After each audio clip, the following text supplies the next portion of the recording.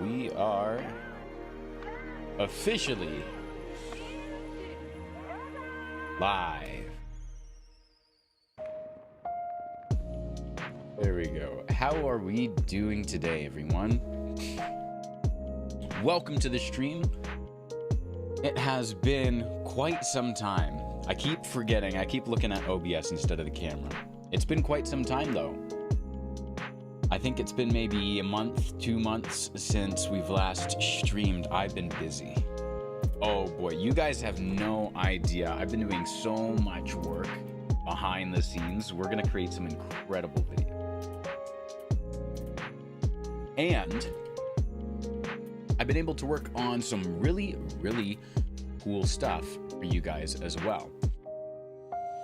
Specifically in the area of macros and presets, those really cool things that let you take animations and make them into drag and drop effects. But specifically today, we're making something a little bit different, a little bit more fun, something to help get us right back into the live streaming spirit, and also something that's relatively new and exciting. Specifically for me, I don't know if anyone else watches this show. Today we are making the intro to the show Scissor Seven. It's a Chinese anime. I don't know, it's not crazy anime, but Chinese anime that's it's probably been playing for 5 years now, and season 5 got held up. Yeah, you only saw memes from it. It's a funny show. It's a funny show, Sinister. So the episodes themselves are only 10 to 15 minutes long, maybe. And the first 3 seasons of it started off being very wacky and very carefree. And then season 4, it got very serious. It was like a switch going from Marvel to DC. So it went like, oh yeah, everything's fine. We destroyed half the city, but it's okay because it's a Marvel movie. And then it went full DC on us. How would I rate it from 1 to 10? It depends how you like your anime. If you want some serious, you want like a serious fandom, then it's not great. But if you want something to watch and to enjoy, and it has some cool fight scenes and some unexpected twists, then great show. Like I'd put it at, from my own experience, because there's a few different areas I'm rating it. I wish there was more of it.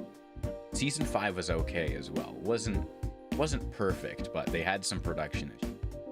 I'd put it at maybe, I'll put it at like 6, maybe 6.5, but that's only in comparison to some of the larger shows like One Piece or something, right? Because this show, I don't know what the production budget is, right? But yeah, I can guarantee it's nowhere near as big as something like One Piece, where you've got, an episode coming out every week, multiple people working on, impact frames and whatnot. But this intro sequence is what we're going to be remaking today. So you've got kind of your starting off frame, pulls back, it's a puzzle piece. You've got some water particles, a whole bunch of puzzle pieces moving around. You've got some particle simulations, you've got a little texture there. This is going to be really cool to make. These kind of particles here. Now, it looks complicated until you break it down into the different pieces. So we can definitely make a puzzle piece that has some 3D geometry. Right, we can do this with like the S nodes, which is different than.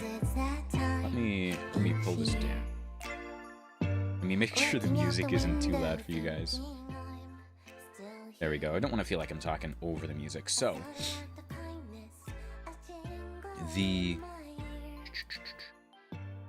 So the effect itself, or the puzzle piece itself, isn't too hard, and the difference between using an S shape in comparison to just like a shape 3D, I can throw this up here, is an S shape is basically just math. And when you have something that's basically just math, it's a lot easier for Resolve to deal with, as opposed to, let me make sure I have, here we go. It's a lot easier for Resolve to deal with than having a shape with geometry. So, and I barely use S shapes. So like, I think I have to do S polygon. Here we go. So like the difference would be something like this, where you can straight up just draw it on, and then I think you do an S render, and then maybe an S 3D, something like that. Or maybe it's an S. But basically, if you use math, right, it's a lot easier for Resolve to work with than having a shape where it's like, oh no, I need to render out X and Y and Z and make sure that this is all working. But basically, we're going to take this, make it into a 3D object. We're going to extrude the end a little bit so that it's got some thickness that we can see kind of right here. And then we're gonna have to see about making these animated kind of air bubbles. And the problem is, I shouldn't say the problem. One of the challenging portions today is going to be that this is all animated. I would say if they were going to do anything that was 3D, it would be the puzzle pieces. But I don't know about that. But you can see like the kind of air bubbles flowing back up from the piece. That's purely animated. So we're gonna have to be very, very specific with how we do our particles, which is how we're gonna recreate it, right? We're gonna do some particles, probably use a fast noise or something, just so that we can have the variety of like some of the smaller pieces and kind of the not very bubbly shape that you get. So this is going to be a lot of fun to make. And then we have to I have to remember how to put pictures onto stuff too. But this is really, really cool. Yeah, then this happens, the puzzle piece drops down into place, and it looks like the animation team has all the puzzle pieces basically the same, and it'll just be rotated. So this one's top and bottom is an opening, this one is top and bottom is a prong, and then here is an opening. So yeah, then it all flips over to be one piece. How are you planning to create the bubbles and then do interactions with the puzzles? Okay, I'm so glad you asked. So you can set, when you make particles, you use what's called a particle emitter, and you have a couple different areas of customization. One of them is a bitmap, and the other is also a bitmap but in a different place. And the first bitmap you use to determine what shape your particles are going to be.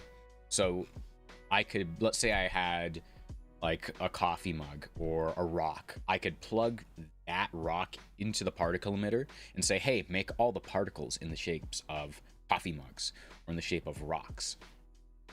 And that would be one use of my bitmap. Another use of a bitmap is you can determine where the particles are being emitted from. So if I take,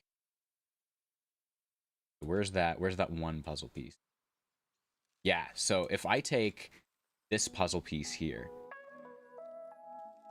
and what I do is I get like a mask of the puzzle piece instead of having it be a solid, then I can set the mask as the emission point for the particles, and then just set the direction or the friction so that they're being pulled backwards or they're moving backwards. Then I would add on a fast noise as well, or some kind of extra mask, so that particles aren't coming from every single piece or every single part of the edge of the puzzle piece. From there, it's going to be a little bit more experimenting to get these kind of crazy looking particles like this. We might end up using more than one particle emitter. And another challenge is going to be getting the multiple colors in there. But we'll have to get a little bit creative. Wait, how do I read that? Minako. I think that's how I read that. How you doing? Welcome to the stream. We're breaking down how we're going to fake animated properties using 3D stuff in DaVinci. Yeah, then this last part is going to be a ton of fun. Creating the animation for all the puzzle pieces rotating. So we have the last little bit of our particles, right? This rotates. Then you have the 4 around it. Then it seems like everything is rotating from the center. So, or at least at first it is. And then it kind of ripples out. Then it seems to change from the bottom right. So we're going to have to come up with some kind of delayed animation we can do. Changes again, and it seems to just change going back and forth, back and forth, back and forth, back and forth. And I'm thinking of even just taking the puzzle piece transition that they're doing here and using that or releasing that as an actual transition on the 4th wall store. Just throw it up there for free or something, right? Maybe if we make some different versions of it, we can put put it up there for $1. But yeah, where's our? Here we go. Boom, boom, boom, boom, boom, boom. Really, really cool. And honestly, the harder part of this isn't going to be creating a consistent kind of rippling out motion or a rippling out delay. Heck ton of puzzles rotating. But yeah, we'll see if we can use a duplicate, some kind of like duplication or something to, some kind of duplicate 3D to make that work. The difficult part is going to be creating these couple little bits that do not have a delay, like this one. This one's late, but that's kind of the personal, or that's one of the touches. Yeah, you can see right here. That's one of the touches that helps to give it some more character. And we are watching this in 30 frames a second as well. I was debating bringing this in to a 60 FPS timeline. But animation is usually either 24 or I think it's like 29.877, something like that. It's basically 24 or 30 frames per second.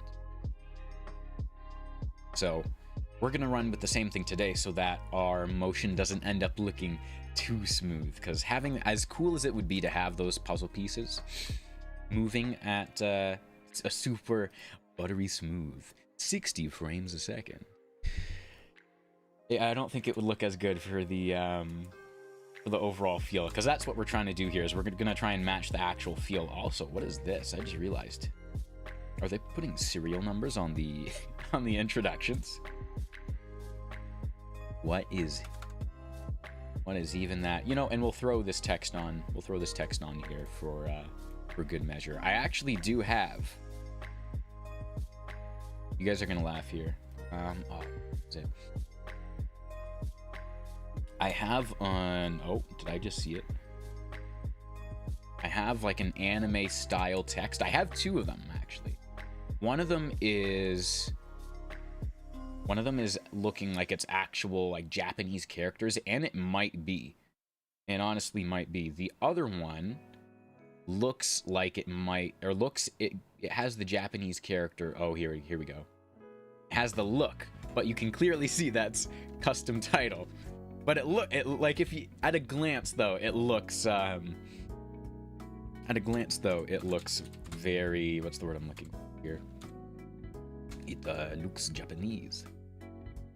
If I do something like this, and then I just kind of throw it up in the corner, right? Or keep it on just for a moment as all this is going by.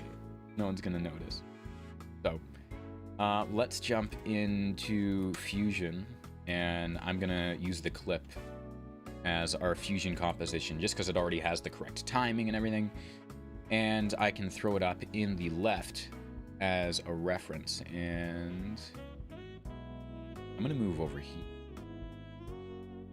so that you guys can see our node grid, and you can see this as well.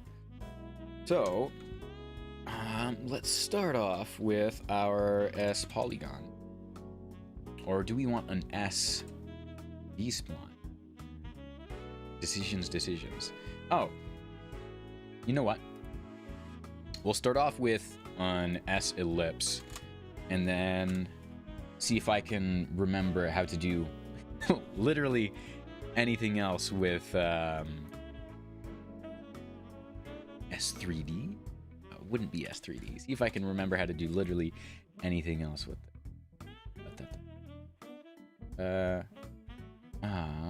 Oh, there's an SN gone. I forgot about this. So the SN gone is really cool because you can just change how many sides you want. So let me really quickly see, how did I do this? How did I do it in the past? Because honestly, I barely ever use S shapes. I should use them more. They're really, really good, right? An S shape will save you a ton of processing power when you're trying to render out custom things or you're making custom things. And then sip the coffee for effect. And you can also make the custom stuff in general. Maybe it was extrude 3D. It might have just straight up been, yeah. Okay. So straight up, you just use an extrude 3D, and then I can do extrusion depth. If I show our shadows here, right? So now we actually have an image to work with. I could bring out a bevel as well if I wanted, but I don't think our puzzle piece is gonna need that necessarily. We can make it so nice and smooth though. There's so much. We can bring out our subdivisions. But realistically, if you were gonna, like, if I'm doing a 3D object, I'm usually gonna keep my bevel something that's like very, what's the word I'm looking for? Something that is very subtle, and it just adds on a little outline, a little bit of shine. Anyways, now that we have that, we need to remake our puzzle piece, and we're gonna see if we can find a version that is just based off of one of these. So honestly, or you know what, maybe I could find a puzzle piece online. You know what, we'll start with squares. That's what we'll do. So let me see if I can get a square out of this even. 4, yeah, okay. So we're gonna start with squares because all the sides will match up. And then we'll make our puzzle out of that once we have our puzzle properly lined up.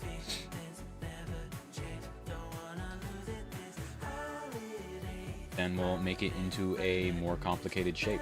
But when you're making anything, usually you're gonna start off with something that is a little bit simple. You just really just want to create a skeleton of your effect. And then once you have the skeleton, right, once you know it works, then you can add the bells and whistles. 45, yeah, here we go. So Now I'm gonna want this duplicate. And I don't know if I'm gonna need to throw this on before or after. Okay, it looks like before. I don't think I need the merge right now. Which that may change further down the road. So let's get rid of all these. And just go on to the S duplicate. So there's 8 billion puzzle pieces on this. We have what looks like a 20 by 38 or something. So I'm just gonna do 10, and we're going to bring our size down to like 0.1, and that actually looks really 0.1. And then let's bring the offset up and move this right over to the other side and see what it takes to kind of build out something cool. Hey, we've got Broken is here as well. How you doing? How you doing? We're remaking this today. So wish us luck. First stream back, and we're doing one of the more difficult, arguably, doing one of the more difficult things that we could possibly do. Okay, so I'm gonna want a little bit of space between them all.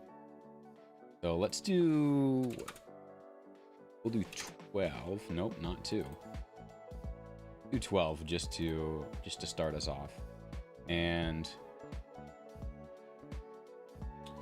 I think as well I'm gonna need another S duplicate. The way this S duplicate is gonna work is now going up. So if I do this and I bring the X offset down, bring the Y offset up, there you go. Oh, this is cool. See, look, we're learning new stuff. I didn't even realize you could do this. Okay. Let me bring my Y offset down and put that like here. And I think here is a good place to start. So this is what, 8? Let me double check just to make sure. Okay, so it could be 7. Second. Oh, never mind. Okay, there we go. So we've got 6 copies. So this is what we're going to use as our border. So I need an overall image that I can apply onto this, because we don't want to apply every image individually.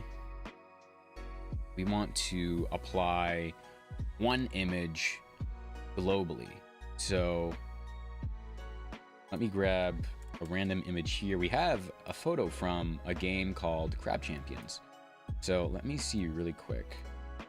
Okay. So if we throw that on, then clearly this is all going on to one thing. So what I need to do is, if I throw this on, yeah, too many crabs, but we can fix it. I'm pretty sure if, oh, I think I need a, oh, wait. If I do this, if I do S render, then extrude 3D, then I put this on, let's see. Then extrude. Wow, that does not like that at all. Okay, so no S render today, just extrude 3D. And then I figured we would do an S render, then we would do a render 3D. And then, can I throw this onto the render 3D? I can. And then it would end up looking all nice, but it looks like I was wrong. So let's see. What else can I ask this on? Oh, also we are going to need a merge 3D, because we're going to want a camera, we're going to want some lighting, we're going to want some motion, so we have to throw all that on. Talk about an early stream, my boy. Listen, Cameron, to you this is not early. You're up at 6:30 doing all kinds of, you're doing exercises, you're already editing, it's 5:45, you're dreaming about editing. What kind of nonsense you want about? I'm gonna want we'll do a spotlight, just so that we can have something to light our scene. Okay, now I can move my camera around, and here we go. I can actually move it around, and my camera's gonna make a difference here. So here we go. I throw this on, and I'm gonna try rotating my image here just to make sure that it's not on the other side, because if it is, then I would be spending a whole bunch of time. Okay, I'm gonna say if the image is on the other side, I'm gonna spend a whole bunch of time wondering why it's not working when the solution is just turning it around. Well, welcome to the morning, my friend. Nice to have you here. Listen, I'm here at 9. You can keep your 6. You can keep your 6 a.m. You can have that one. Okay. So we need a way to throw our image onto all of these at the same time. I'm trying to remember exactly, how did I do this before? Let's see, do I just have a basic render? Or no, I have a U render, I have an S render, and I have a P render.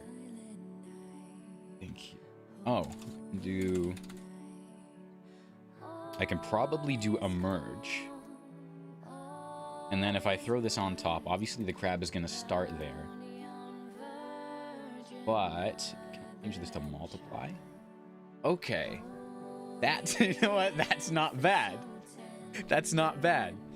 So what we've just done is we've taken every area of the picture that's dark, and we've said if there's black on it, then just like remove the image itself. So because there's nothing, because there is nothing here, the image is gone, but it sticks onto here. So what I need to do now is burn the image in, or figure out a way to do it beforehand, because when I rotate this, you can see the crab doesn't move, but I mean the rotation looks really fun. So, oh, that's our Y rotation, X rotation. I still think this is really, really cool. Having that, that's so cool. I'm gonna do some really cool stuff with that later. Okay, anyways, so let's jump back to here for now,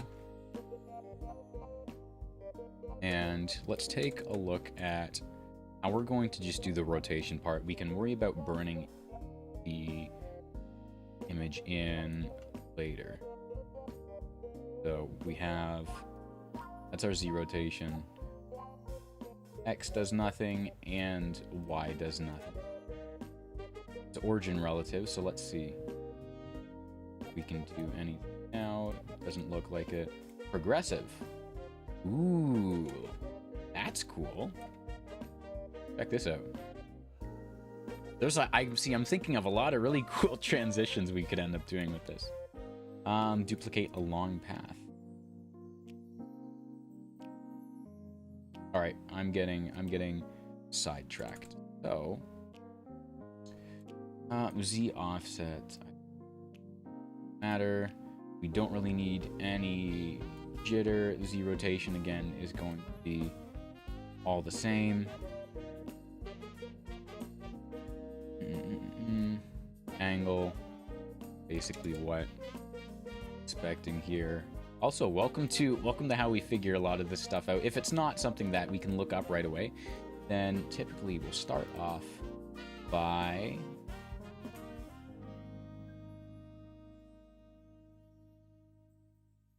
what we'll do is we'll start off by simply experimenting. And I think I know how we might do this. So we're probably going to use a duplicate 3D instead of using the S duplicates, because with the S duplicates, they get duplicated before they go into 3D space, meaning that even though they're all in pieces, they're viewed as one big piece in 3D because they all became 3D together. So I'm gonna want, what was it, 8 copies? Let's see, let me throw this up on here, duplicate 3D, and pull our X offset up. Oh no, I'm gonna want more. And I think it was 12, right? 12, something like that, 12, 13. 12, 13. There we go, we'll start off like that. And transform method, linear. Ah, yes, the transform method, we do want that to be linear so that it's not, so there's an equal spacing between all of our pieces. Now I need to figure out, I want my rotation. Because, and stick with me here, so if I do something like this, right, I have another duplicate D, and if instead of doing my X offset, we do the Y offset, now if I rotate, don't rotate like that. Yeah, so that's all rotating around 1 point, which is really cool. I mean, don't get me wrong here. We can do something like this.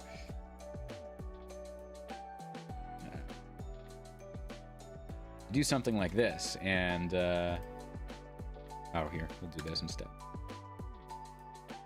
And it can just kind of move like that, but I want them all moving on their own origin point. So all of the pieces need to move from the center of themselves, as opposed to them all moving directly based off of the coordinate that we have. I mean, it looks really cool, but not what we're looking for exactly. Yeah, so they're all rotating based off of this switch. Again, really cool. not what we need. So, oh, transform. Let's see. Does this change transform method if I'm clicking through here? Ah, it does. So do this, and here we go. See if maybe one of these. Okay, it doesn't look. I'm gonna say we can see if one of these is single. Because I can't imagine, for the life of me, I can't imagine having to animate all of these one by one. There is definitely a way. I think it might be slightly different than what I'm thinking. We might have to use something else, which, let me move this over here. But they need to move, yeah, they need to move all individually and with a slight delay based on their position. And there's a way we can do this. Where is it? Here we go. So there's a channel I've been checking out for a while called Fusion Brew, and we might have to use this mechanic right here, where there's displacement based off of position of one particular object. So if we jump into Fusion over here, here's our composition. Ah, it might be this. It might be replicate 3D instead. So, spotlight, resize background. Sorry guys, I'm just looking at this to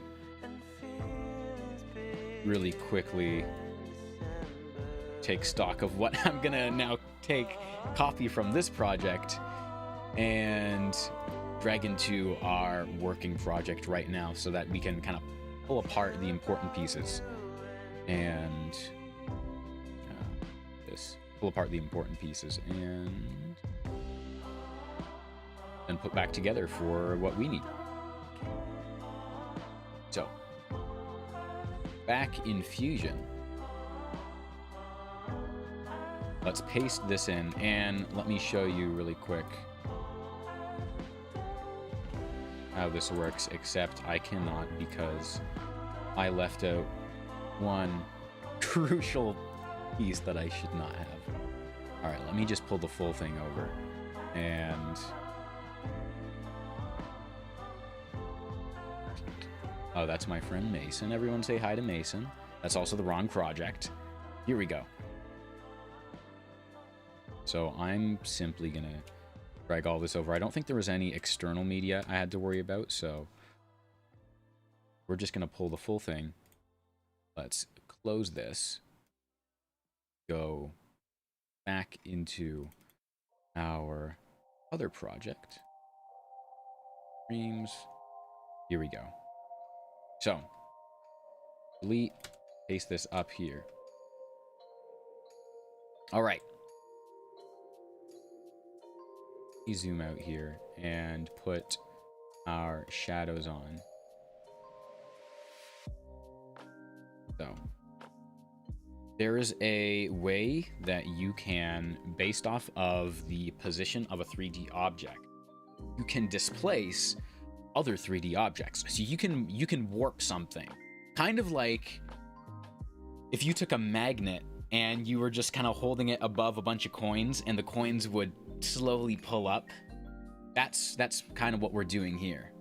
But that's the whole concept behind a replicate and displace method that we're using today. Is we're kind of using a magnet to pull some stuff up. And I don't even remember what the moving piece was that using. So let me take a look. Throw this on.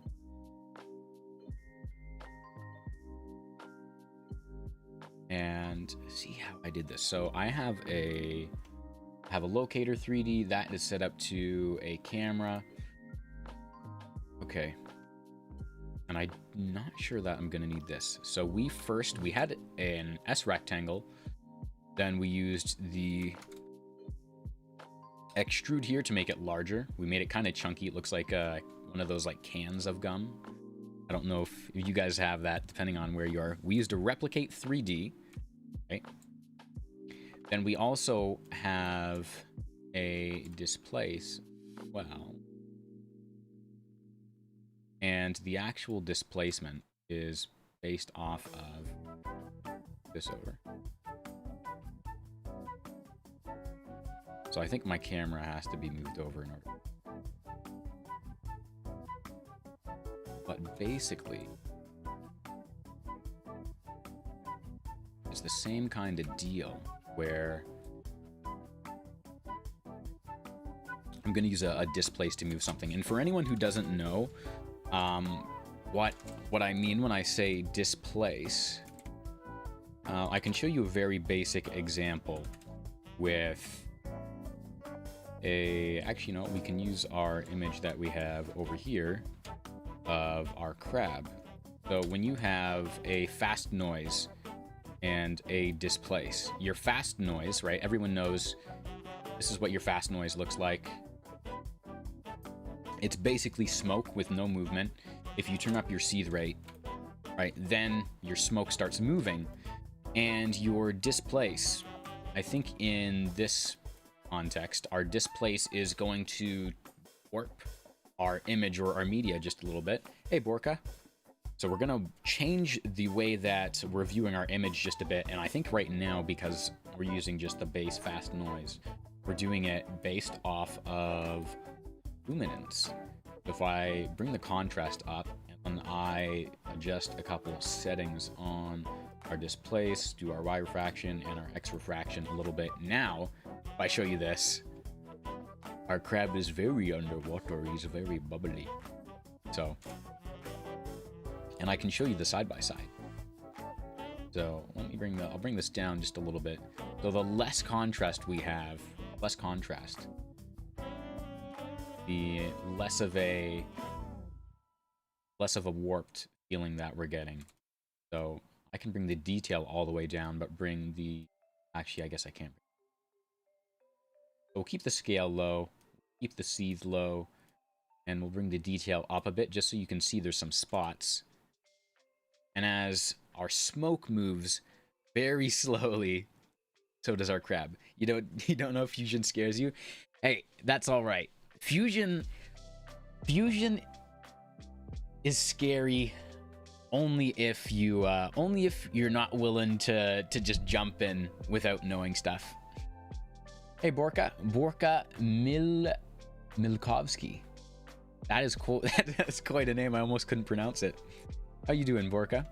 But yeah, Fusion, the reason a lot of people don't like Fusion is because there's so little documentation. So like there's a lot of information, but there's not a lot of people teaching, right? And I think that Fusion should be relatively straightforward, right? Which it is. Fusion is kind of like, you ever seen like one of those old cartoons, or like you think about an industrial factory where it's like there's an assembly line, there's a whole bunch of stations, and they'll put together a car. Every single station will put like a piece of the car on. That's kind of what Fusion is like. Excuse me. Where, you have, station 1, which is where you start, and you have station 2, where you put a little bit of data in there, and then, let's say in our case, maybe we throw a color corrector on there so it moves to station 3, where we adjust the color of it a little bit. So Fusion is kind of like it's kind of like Lego, where you get to build your own effects. And as long as you're willing to stick it out and have no idea what you're talking about for a little bit, then you're gonna be just fine. All right, it took me a year before I could even wrap my head around the concept of Fusion. I would keep going into the page, and I remember I would always get a background, and I would get a mask, and I would get a transform, and I'd go, okay, what am I doing? I don't know. Here's my background. I'm doing colors. This isn't doing anything. Oh, now it does something. Why does it do that? What if I click on this and I move this instead? Well, why does this move now? What if I connect it over here? Well, why is it small now? Why does it not show out there, right? But if you just keep going, right, then eventually it is going to have to make sense. And if you can find someone like me, or like Casey Ferris or Patrick Sterling, who can explain like some of the bits and pieces for you, then it gets infinitely easier, especially if the person that you're watching is communicating in an effective way, right? They're speaking in a way you can understand. You made your PC like a week ago. What's the best way to practice with no valence? I can't tell if you're saying like with no experience, or with no like reference, or with no like examples. The best way I think to practice Fusion with no clients. Okay, best way, at least in my experience, to practice Fusion is first things first. If you are literally starting from ground zero, and you're like, color corrector node, what the heck is this, right? I have no idea what I'm doing. Then you should probably look at a couple tutorials where you are actually going to follow along and like, here, click this button, click that button, just so that you're getting the muscle memory down, you're getting familiar with the UI. I don't hate tutorials like that, but I don't think tutorials where I just say click this button, click that button without actually teaching you anything, I don't think those tutorials are going to be around for the long run. I do think they're useful just for learning the UI. So if someone says, oh, we're going to go up and we're going to hit our spline, you go, oh, I didn't even know this button was here, and then you'll play around with it a bit. So it'll help teach you. It'll help teach you some stuff. My headphones. But the way that you're actually going to learn is by looking at something that you see on YouTube or in a film or on Instagram. And in your mind, you're going to reverse engineer it, and you're going to try and figure out, okay, that's a cool thing they did. How did they do it? Right? And you're going to you're gonna watch the effect, right? You can download it or screen record it from YouTube or wherever you saw it. And let me make sure. I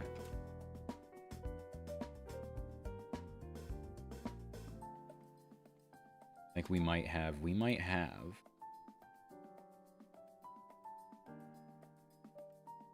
gonna turn this off. I gotta turn this off really quick. I have a couple things sucking up. There we go, processing power. So you're gonna look at something like this, for example, and I'm seeing, okay, it starts off as just the image. Oh, the image is pasted onto something, so obviously this is not what your screen looks like normally, so I'm gonna need to mask that out. And then I see that there is a border, so okay, maybe it'll be 3D, right? That makes sense. And there's an image on the other side, so I have to figure out how to paint an image on the other side now.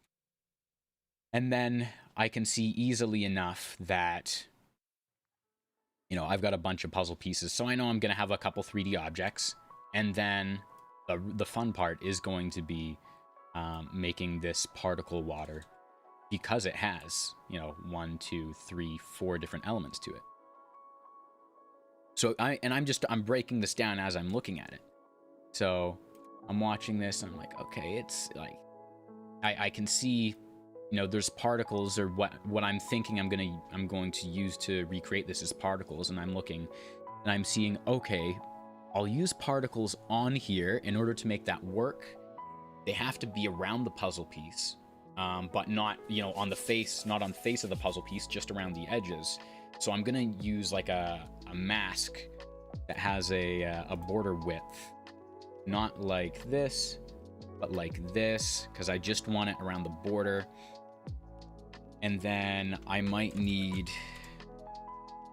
I can plug this into here as my example. Yeah, so then I'm like, okay, then for the mask, I'll want to cut it probably kind of something like this, so that even though it's around the border, it's not what's the word I'm looking for? It's not completely enveloping the whole thing like a layer. I could add some seethe to it as well, or add some movement to it. Right, so you've got to break it down as you go. And creativity is a muscle.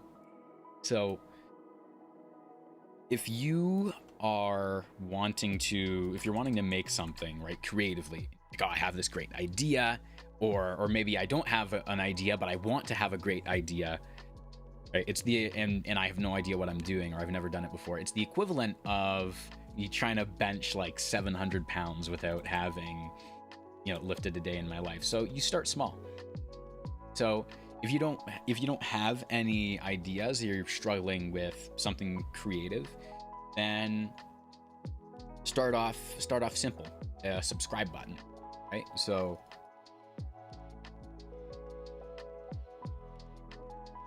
think about, or you can look up a subscribe button animation, subscribe button green screen on YouTube. Look it up. You'll see, oh, there's a mouse that comes on. It clicks the button. Maybe the button turns red. Maybe it clicks on the bell icon as well. And then look at it and go, okay, if I was going to do this, how would I recreate it, right? Because the cursor has to move, right? Or because you know the cursor has to move, you know that you're going to use some keyframes, kind of move, pretend this is my cursor. You're gonna have to like keyframe this, and then maybe for the click, because it'll go like, maybe you'll have to do like a size keyframe to make it go and then actually click on the. That's my my click sound, by the way. But you'll have to like maybe keyframe the size a little bit, you know? So you're also in the gym. Yeah, so imagine like day one when you're in the gym and like you're probably lifting a lot more, or you're going a lot harder now than you are when you first started. It's the same thing. Right? When I was first starting out, I couldn't even use Fusion. Now I can look at something and just like instantly, like we're already making this today. And the way that Fusion works is kind of like, or I guess when you're trying to make something, it's like solving a puzzle, which is funny because we actually have puzzle pieces. So, and we do have a camera 1 somewhere. Locator, we're using Shape 3D2 transform. But yeah, so Shape 3D2 transform. That 2, that's just a normal 2. Shape 3D2 1, Shape 3D2 1 1. Okay, here we go. Like over here. Where was I? Yeah, it's easy to get discouraged in the beginning, especially if you're comparing yourself to someone who knows what they're doing. Yeah, exactly. So with the sub button example, we need to break it down to smaller pieces and work our way out. Exactly. Fusion looks complicated until you realize, oh, it's just a whole bunch of. Thank you for that, Sinister. That's literally it. Let me. I'll pull in an example.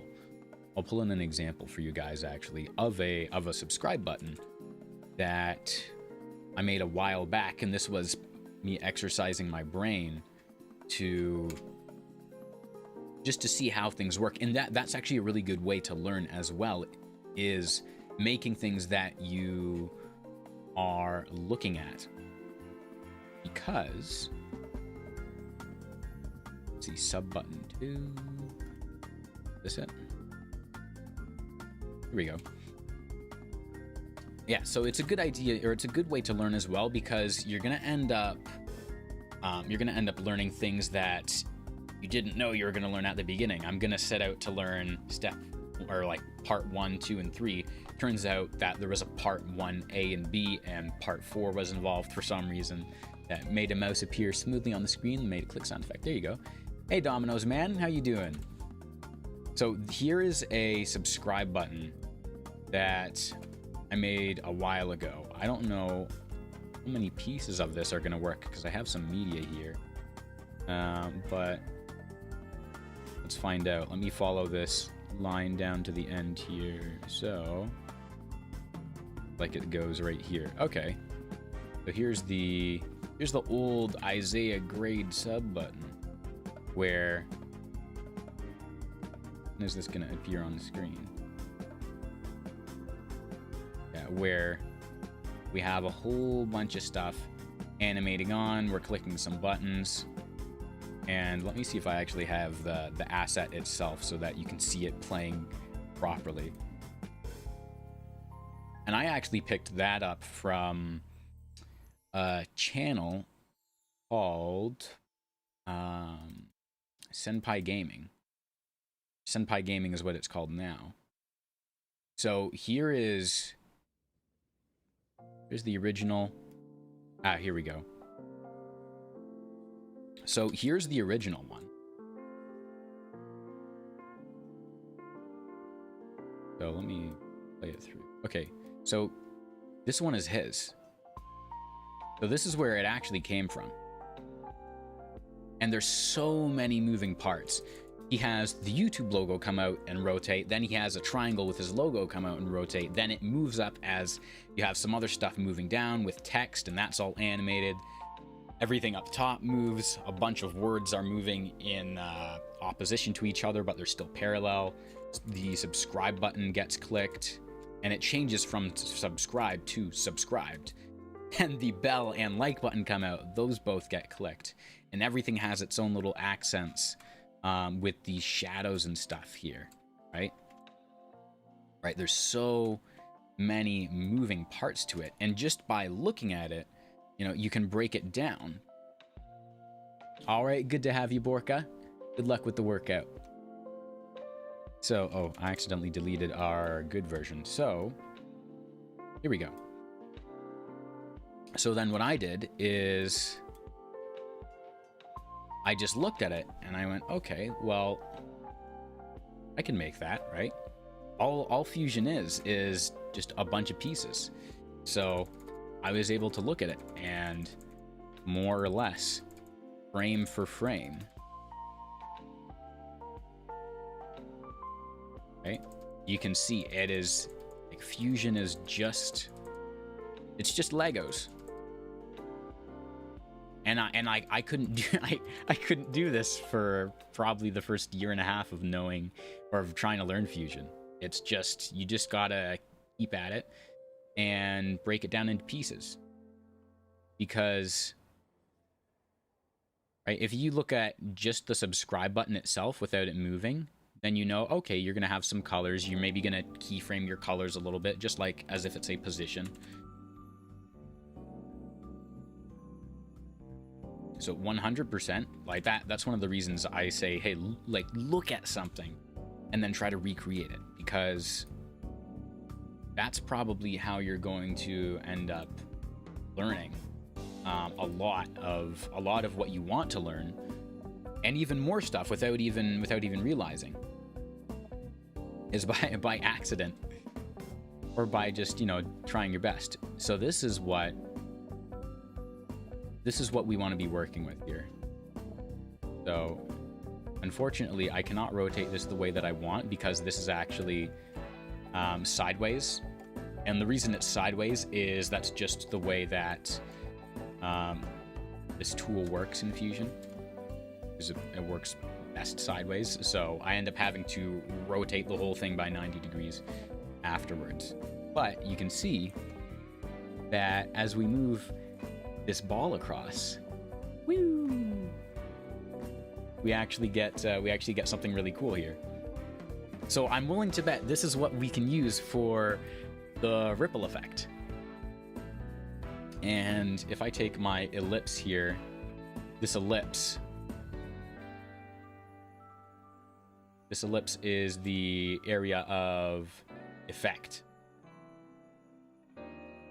And it's really cool, a lot of this stuff. So if I look at this just on a basic displacement map, right, you can see this is this is the difference we're making. We're going bloop bloop bloop bloop bloop bloop bloop bloop. Right, this is what we're doing. This is all we've ever been doing. And if I pull it all the way down, you can see it actually becomes circular. So when we smooth it out, we bring our border width down, it allows it to look a little bit nicer. I'm actually going to do this a whole bunch. Yeah, mind. Here we go. See what our original looked like. So I need to replicate this.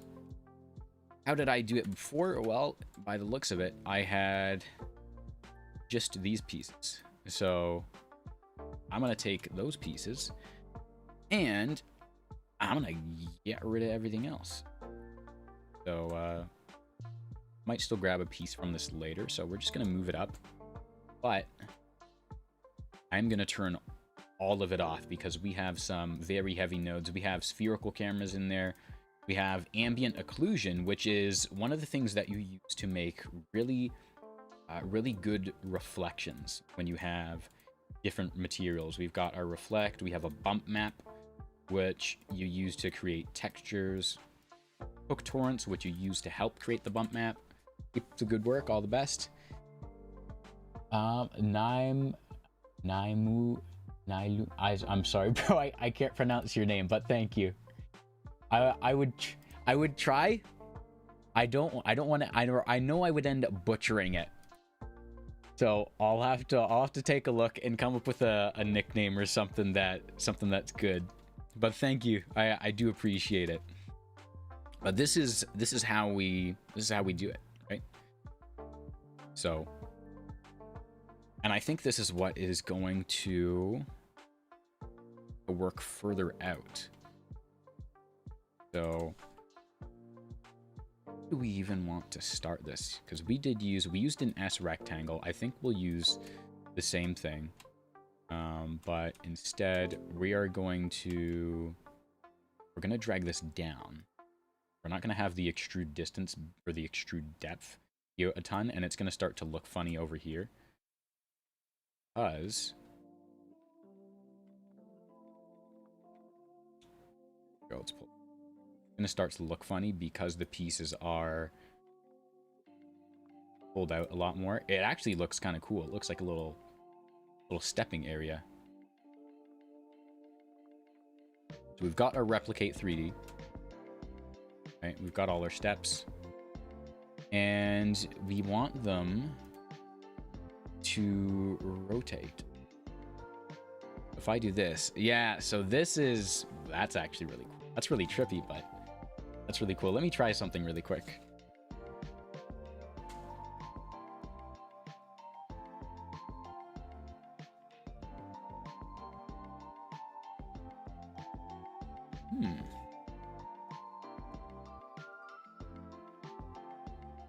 Oh, you can make some really cool 3D environments from this. Just imagine.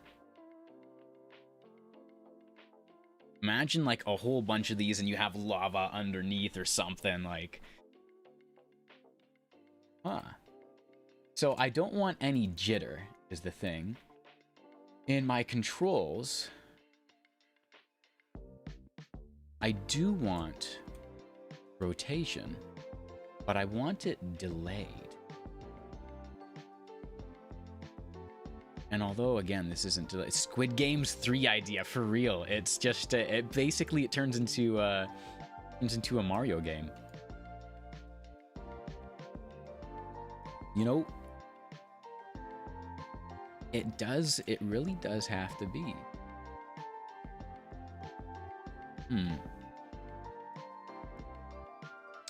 We might have to use an expression here. And for those of you who don't know what an expression is,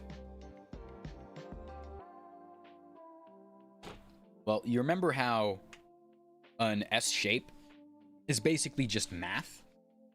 An expression is also just math.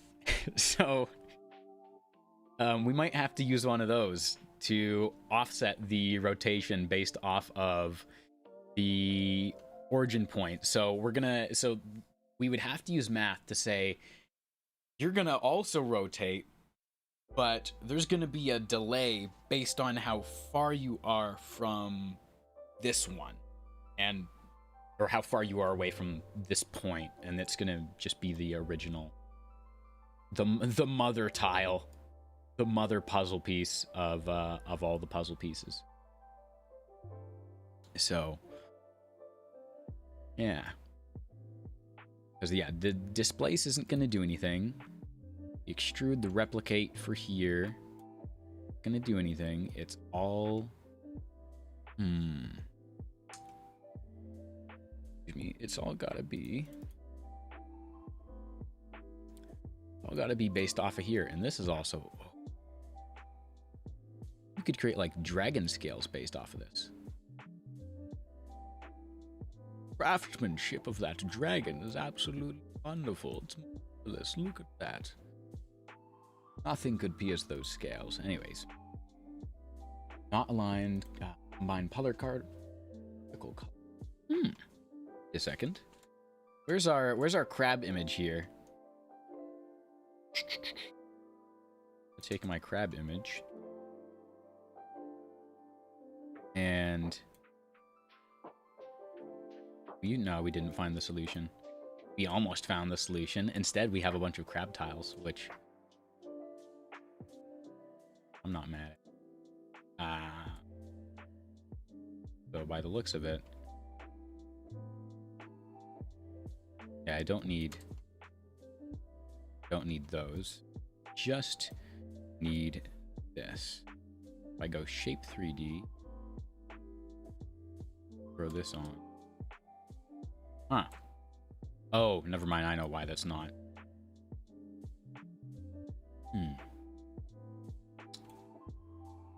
am at a little bit of a loss here. And when that happens, sometimes it is best to shift over to another part, because you might find the solution while working on the other part. So let's take everything and I'm going to move it over. Make sure we still have our media out, not isolated. Actually, I'll just put in an underlay. You can stay in the underlay and be all cozy and safe and stuff and things. Here we go. So I do have from Fusion Brew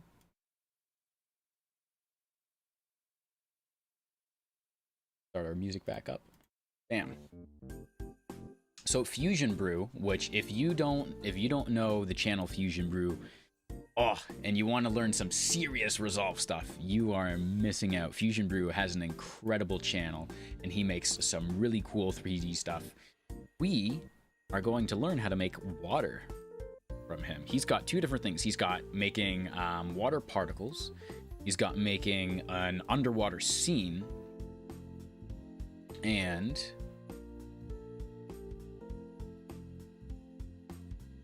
minimize my stuff here. So he has some really cool stuff about making underwater scenes, making water particles that actually look really, really good. Fusion has its limitations, but for some reason, fire and water, as long as you know how to do some really, really out-of-the-box thinking type stuff. Yeah, good idea, Fernando. Like, he's got some incredible stuff. As long as you know how to think out of the box with Fusion, then he's got you. Like, you're gonna end up with some really cool results. So I'm gonna see if I can kind of speed through his tutorial here. So I'm gonna turn the music down for me.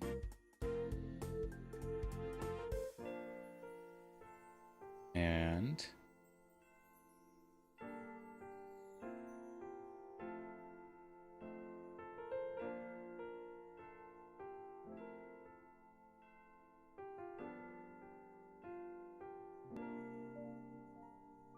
so fast noise again. Fast noise is the node that he'll be using, it seems, for the most part, to make this effect. So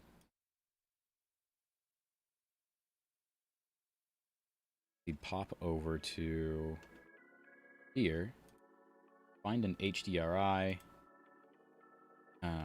save this. I'm gonna grab the same HDRI that he's using. Okay. And then we're gonna DaVinci, and we're gonna make it as close as we can to how he did, and then after that, we are going to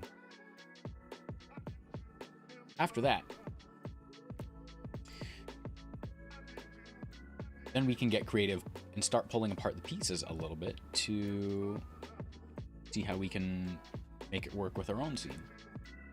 So we are going to need this. Okay. So here's our little mini HDRI here. I have the tutorial playing in the background. I hope you guys can't hear it.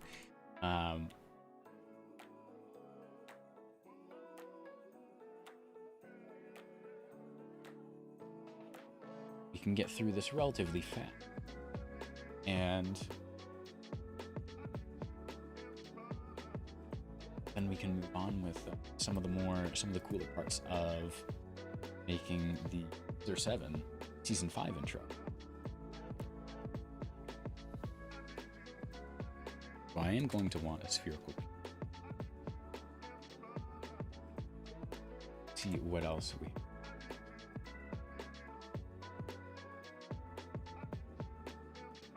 He's got an HDRI. I'm gonna see what else he has here by moving this stuff over here. Are there any great tutorials for text animation in Fusion? It depends on the kind of text animation that you want, because if you want something like, if you want 3D text, right, that's its own thing. If you want text, for example, that is just like, you know, something kind of bouncing in, or you want it to move, you know, like move in, or you want it to animate in one letter at a time. All those are different pieces. You could look up just like, you could probably look up just how to do text animation, and you'll get some basic results. Again, it really depends. Like I have, if I do this.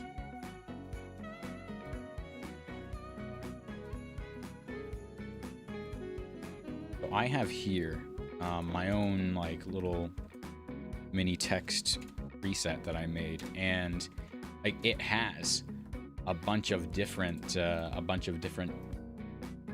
pieces to it. So like it'll bounce in, right? It'll shrink out. You can have it fade in. You can have it then shrink out like it. So it's completely modular as well. But all of these are different animated things. You know, you can have it shake as well if you want. So it depends.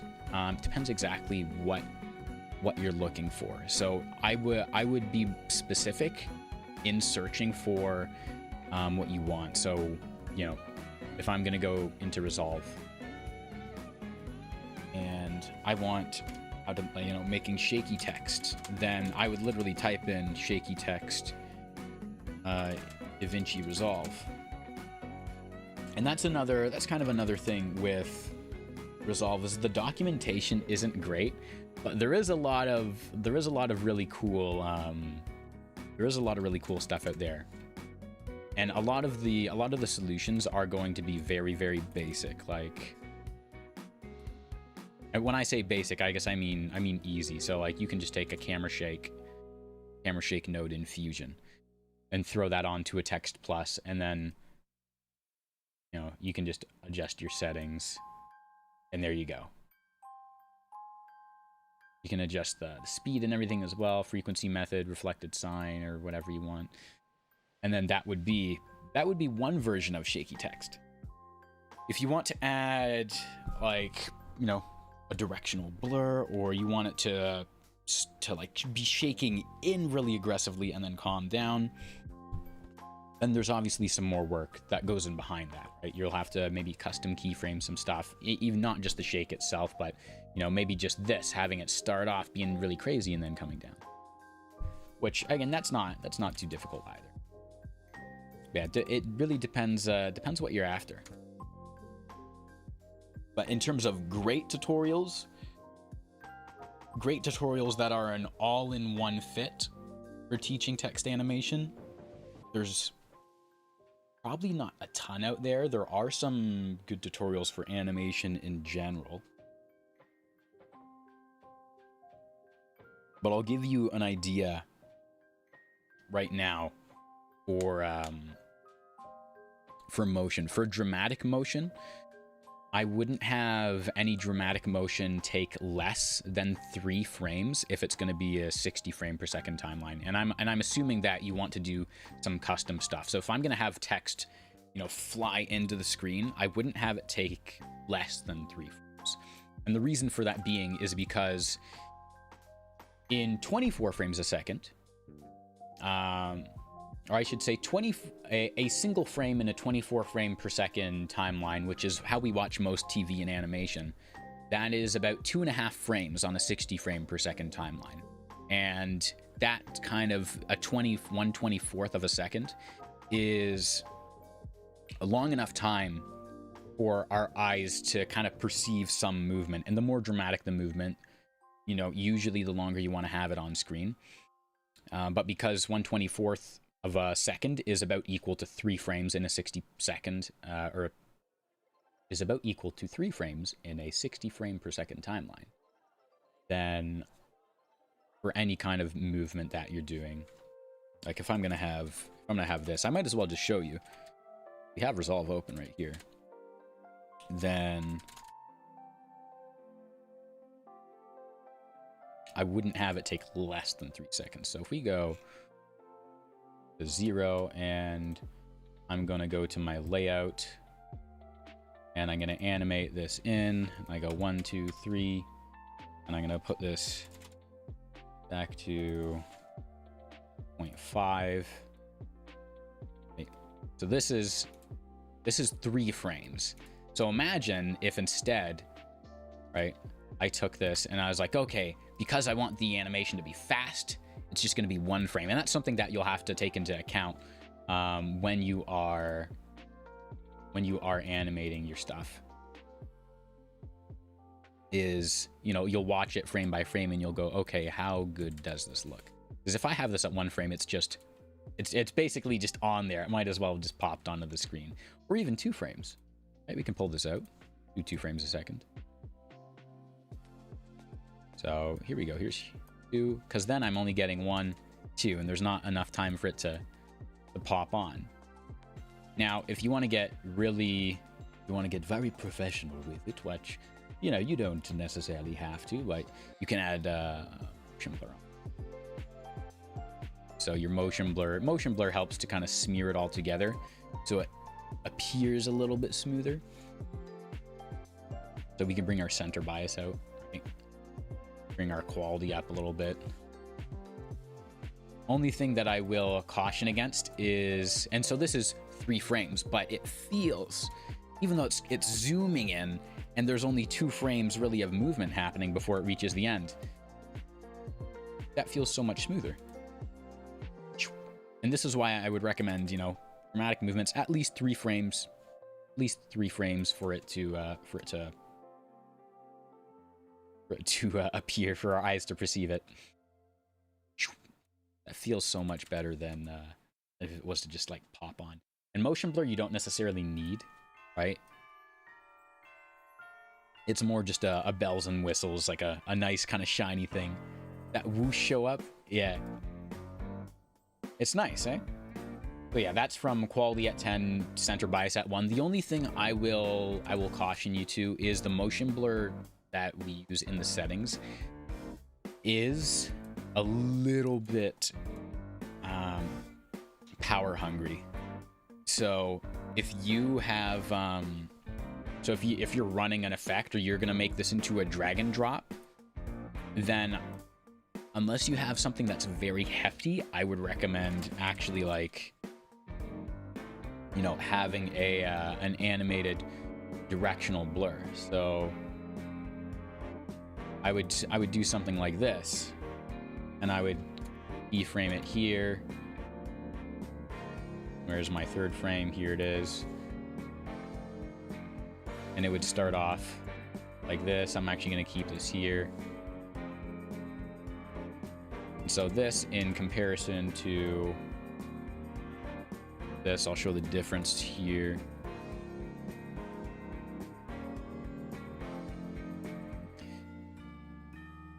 So here's what you end up having. Oh, and it looks like this we even have for an extra second. So I'll pull this up and then pull this back down.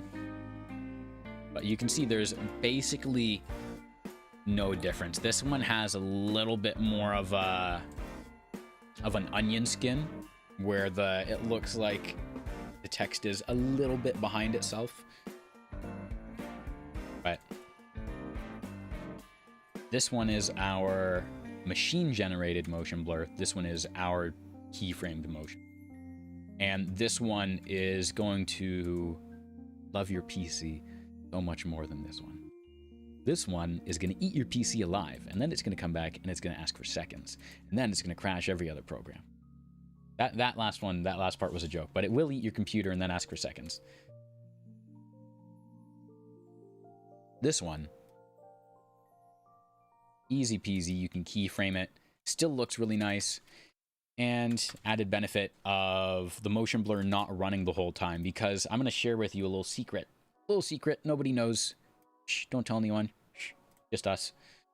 So when you have your motion blur here at 0, nothing is happening, right? Nothing's happening for the rest of this composition. With this one, our motion blur is checked. The entire composition here, this function is running. And it is looking, it's going, oh, something's gonna be moving. I'm gonna run the whole time. I'm gonna eat up all your computing power. So that's why, again, motion blur use in select effects. If it's an effect that's gonna be on the screen for a long time and it's not gonna be moving the whole time, then at the very least, you'll want to keyframe the motion blur and turn it off. But for things like text animation, I don't really recommend using it, because, and here's the reason why. If I have a YouTube video with subtitles, and I'm gonna subtitle, I'm gonna subtitle a whole bunch of different stuff, then I'm gonna want smooth playback, and motion blur is gonna eat up my playback a whole bunch. Like it is not friendly. It's not friendly to your PC, but it can be really useful. It can be really useful for some stuff. Okay, where were we? Yeah, mini lesson on motion blur. So I think what we want to do is plug our media into our 3D camera. See how he does it.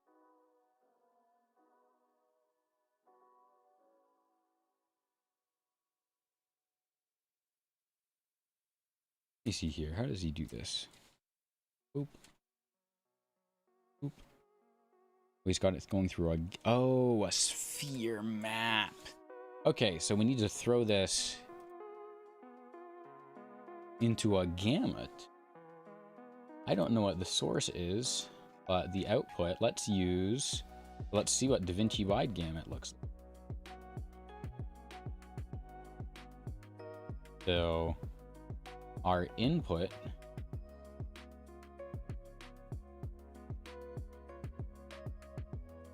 ooh, that's pretty cool. Oh, okay, I'm seeing. So we're gonna stretch things basically. Custom. That's from image to DaVinci wide. Obviously, I don't think we're gonna want that. So I'm either gonna use sRGB, or if I can find a Rec 709 here, and I might use a Rec 709. I think we're gonna stick with sRGB. So gamut. So a color gamut. From how I understand it, it's how the colors are read in your image. So you think about how our eyes can see a whole bunch of different color combinations. Like, you just look at stuff and you can interpret all these different shades of color, but your camera and your computer can't do that. So they work within the color space and the color gamut, and within those certain gamuts there's a color range. So I can only interpret so many different combinations of red, blue, and green. So when I'm changing the gamuts, you can see, like, I go here to here, right? You can see a difference in color. You're probably more in the water. You can see a little bit of a color difference. This one's a little bit darker, a little bit more blue. And that's because I'm shifting how I'm interpreting the colors a little bit.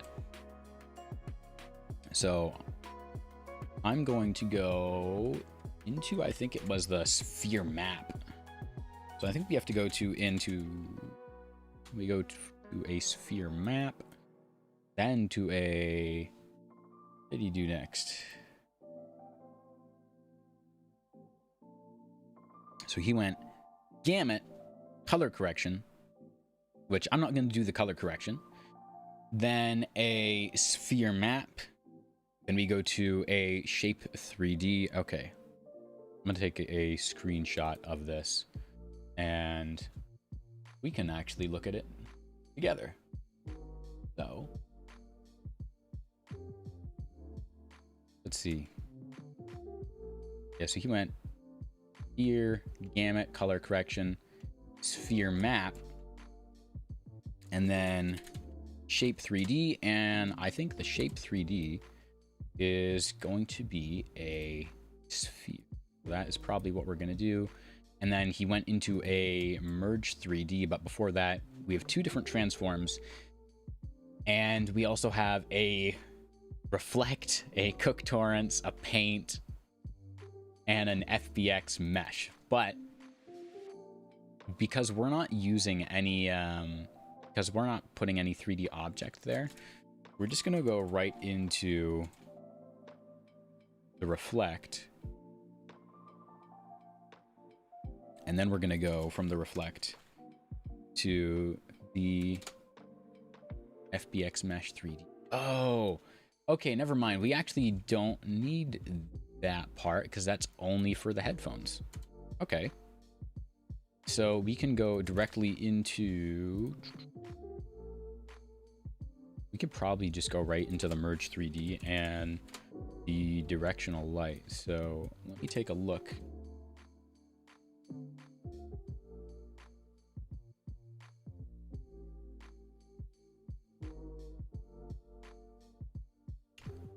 Okay, so we have some ambient occlusion.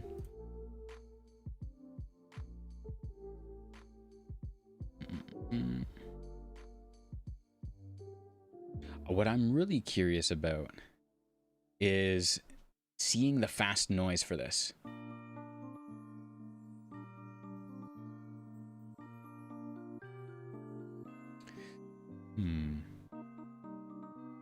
So...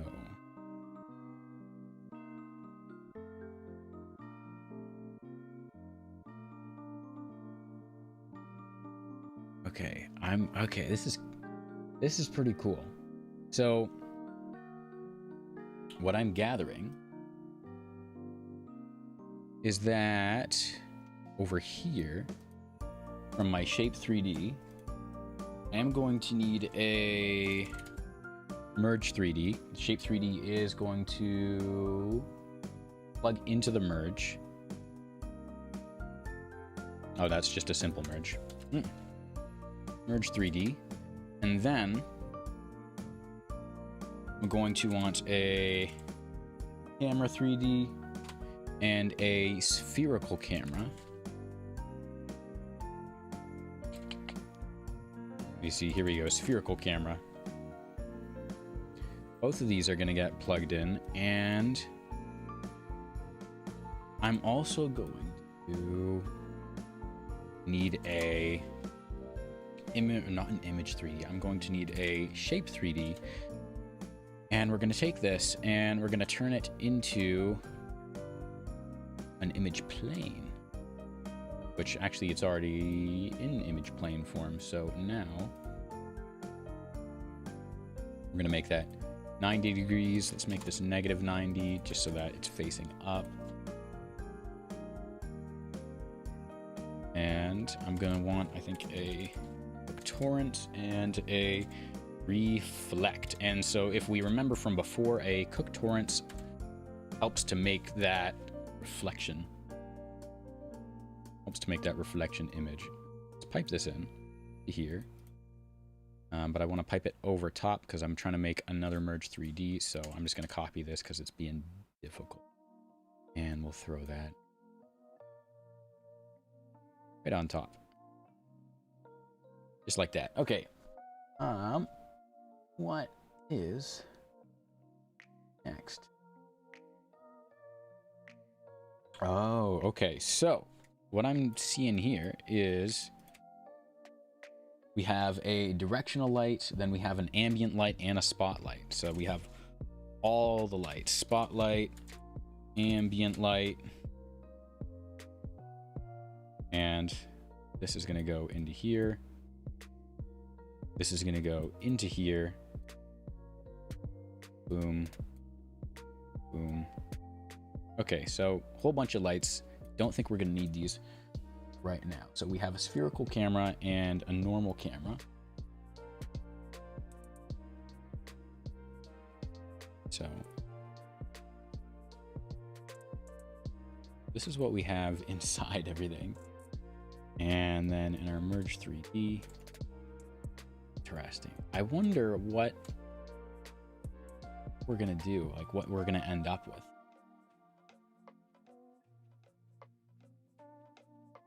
So let me cycle back here and add a render 3D. So this is all we're seeing currently. Oh, and I forget, I can specify.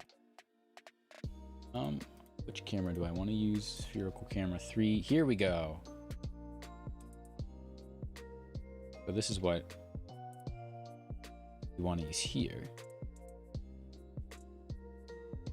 And I'm going to add in, okay, another sphere map.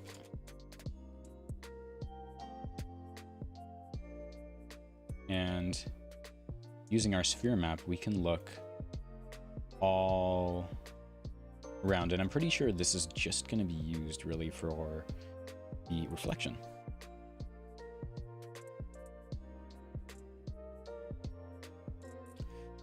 So let's go directly into here. We're going to, I believe, choose reflect color material. There we go, and changes things a little bit.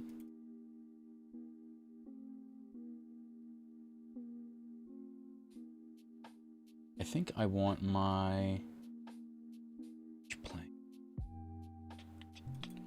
Here's my image. Okay, yeah, it's inside. And this is what we're going to end up using with our fast noise, I think, to make our ripple effect. So if I pull the merge in, yeah. this is what we end up with, which is, it looks really, really funny. So, oh, this is so strange. Okay. Let's see. Oh, okay. Let me try this. Let me rotate this a little bit, or let me try rotating this to 90, see if that does anything. Which, by the looks of it, it is not. So, here we go. So I'm gonna see if I can match these two things up with each.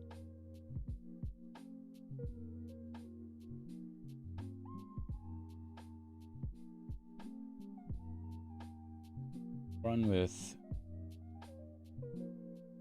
run with something like that. At least for now.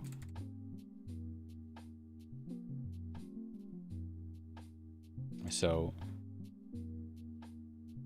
my camera. Just because I'm curious, I want to see what ending up with. And then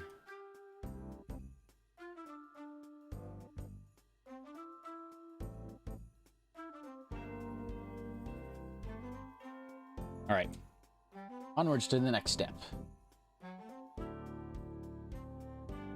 Let's see, and where am I? I'm in my cook torrents, and I'm gonna bring my opacity down a little bit, and there we go. Now that's starting to look a lot more natural. Yeah. So if I do this, let's rotate a little bit more. So I think like that. So now if I'm directly inside this, so see, it's all starting to come together. Look at that. Boom. Oh, that's so cool. Good question. You've been using both DaVinci and Premiere Pro for learning editing. You know both layers and nodes. Which would you choose? Well, Dark, so I'm going to be biased in my answer because I've been using DaVinci Resolve since early 2020. However, I have friends who have used Movavi, HitFilm, Filmora, Premiere Pro. I think I have friends who have used everything but Final Cut and CapCut. And all of them, like literally, the one that was using Movavi, the one that was using Filmora, the one that was using HitFilm, and both of the ones who are using Premiere Pro. I have a buddy who actually let me see how many videos does he have on his channel. Cameron Kablinski, if you are in the chat, say hello to everyone.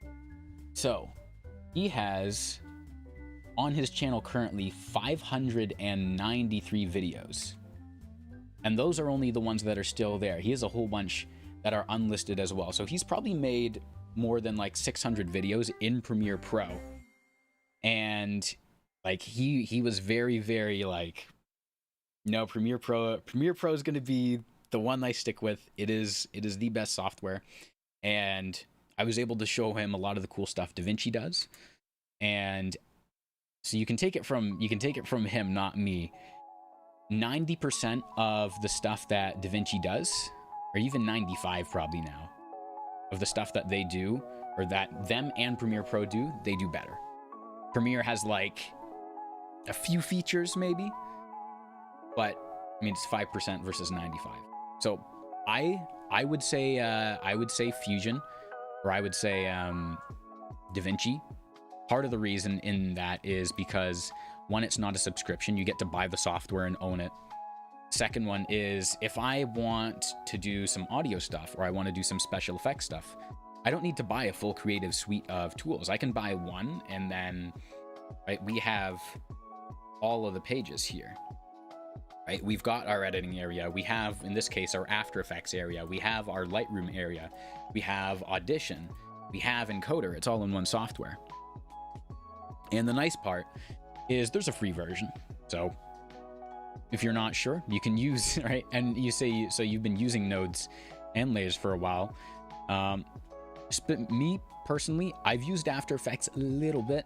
I like nodes better, but that's just me. DaVinci needs more recognition. DaVinci is getting recognition now. What it does need is more documentation.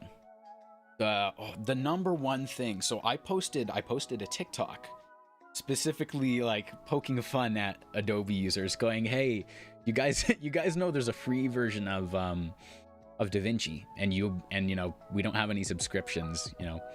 And I think half of the comments from Adobe users were, "None of us are paying for Adobe. We're all pirating the software," which is, I guess, point number one in like tell me you have a shit software without telling me you have a shit software. You're not even willing to pay for it, right?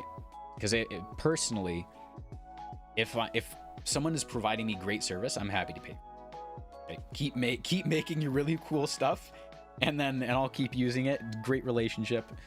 But yeah, so that was half of the comments I got from Adobe users was, "None of us are paying. We're all pirating Adobe because it's not worth paying for."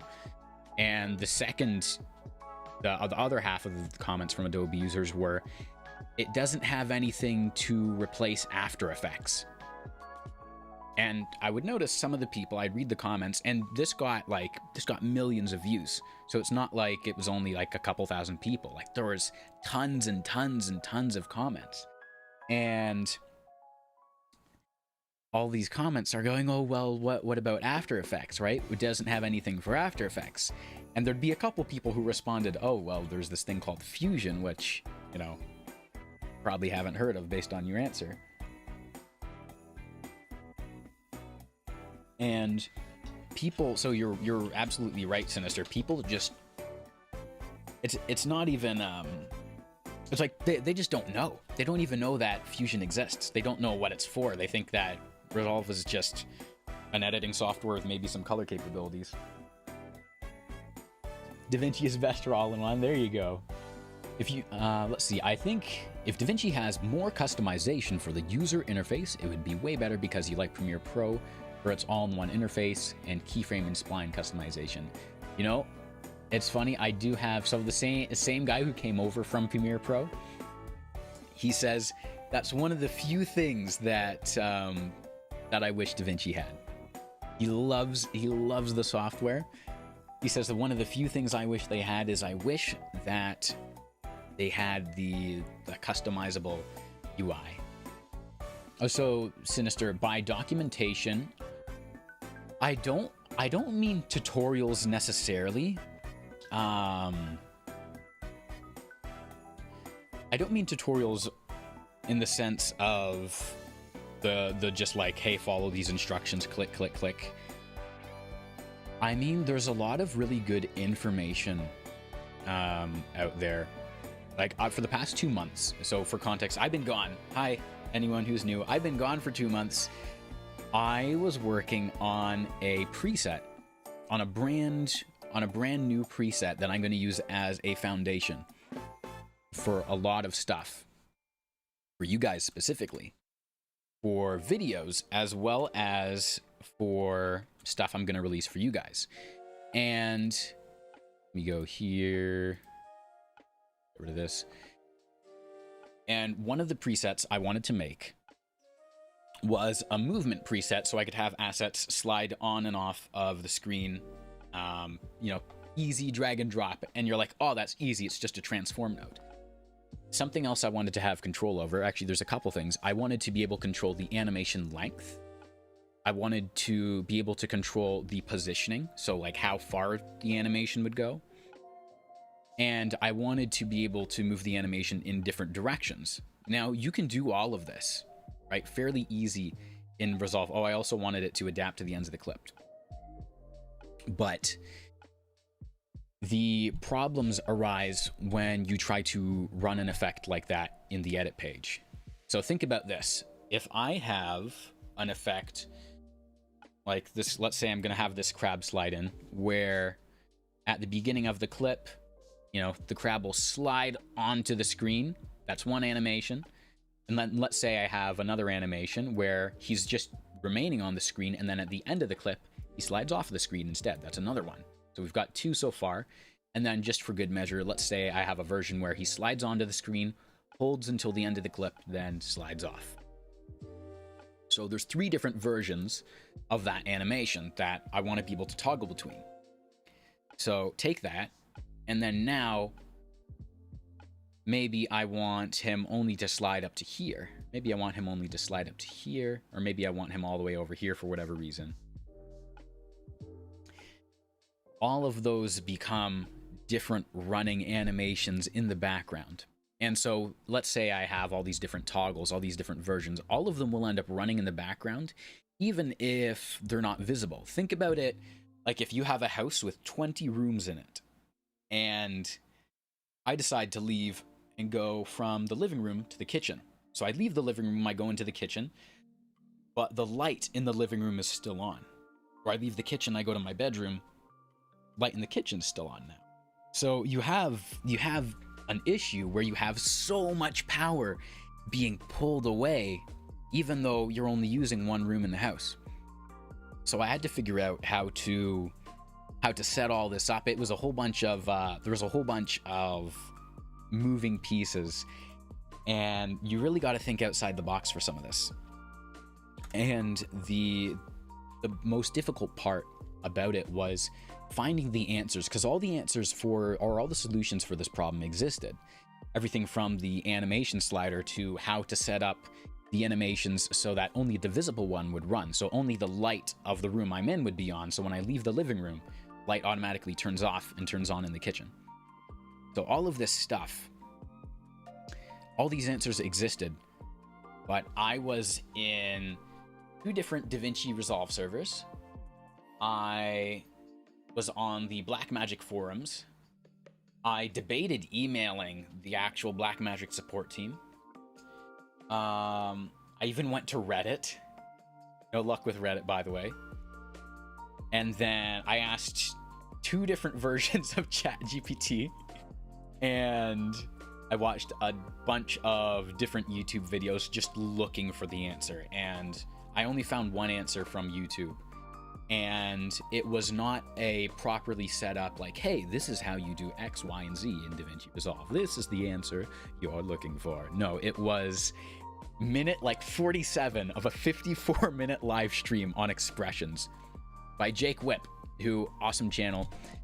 He also is the owner of the largest DaVinci Resolve server. Go check him out. But it was a segment of his stream, and I found it, and I'm like, this is such a and that was for the animation slider, and I went, this is such a useful piece of tech. Why is there not a proper video on this? And so to show you the actual animation, right? This is my horizontal move. So let me drag this out so it's a little bit longer. So here's our horizontal move. So it's moving away, and that's just our in animation. Let me do this so it actually sticks. So we have our full animation where it moves out and it will hold for a bit and then it will come back in. And the animation is smooth as well. That was a completely different thing. Discord server. Yep, so I have my own Discord server that's still little. I'm just I'm starting it up, figuring it out. I'll put news and links and free stuff in there. I'll have to start putting a link to his or to like the official server in the description. Let's see, starting for DaVinci Resolve for tutorial and training in DaVinci training page are all free. But yeah, all the pages in Resolve are free. Right? Everything in like all the you get access to all the pages for free. Everything that is GPU accelerated. So like the AI tools, because they use GPU and stuff, then those are the heftier, heavier, more expensive to develop features. Those you get with the paid version of Resolve. But I used the free version for maybe the first year and a half. I was making good money too. So you do not need you don't need Studio to make some really high quality content. Here, so we have the animation, slides in, slides back out, or in this case, slides out, slides back in. And I can adjust this too. So maybe I only want it to move a little bit. It moves there, and then it moves back instead. Here, let me move this. Let me move this out a bit. That, and then slides back in at the end. And I can change, the coolest part about this is being able to change the animation length. So if I set both of these to 50, and then I drag this in, now it goes, and then it comes back in and goes, there's so much cool stuff about this. I can change the direction as well, so have it go the opposite way. Right there, I know this doesn't look like much from an outsider perspective, right? And there's only 5 controls on there. But to add the functionality of those 5 and make it be as smooth as it is, I'm gonna make a video on it. I'm gonna make a video about the text preset that I made for you guys as well, because so it's like there's so much work that goes into it, and it looks, the beauty of it is that it looks so smooth from the outside. Like it looks like, oh, it's just some buttons and whatever, and it runs smooth. It's nice. It's got to be simple. And then the reality is that it was like a whole bunch of work, and you had to solve a bunch of different problems. But that's what it's all for. Okay. Where were we? The movement is so smooth. The movement comes from, I'll show you exactly what the curve on that movement looks like. So if I do this, I can go into the spline editor. I'll show you exactly what it looks like. You can use this. So basically, I had this all the way out to like here. And then I probably had this out like this. So basically an exaggerated S-curve. So you pull your bottom out a little bit, you pull your top out a bunch so that you still have a smooth ease at the beginning, and then when it's easing out, the ease out is a lot longer, and that's how you end up with that nice at the end, and then it would start back over. Anyways, where did I have that? I had that over here. All right, so far, see here. How do I want to do this? So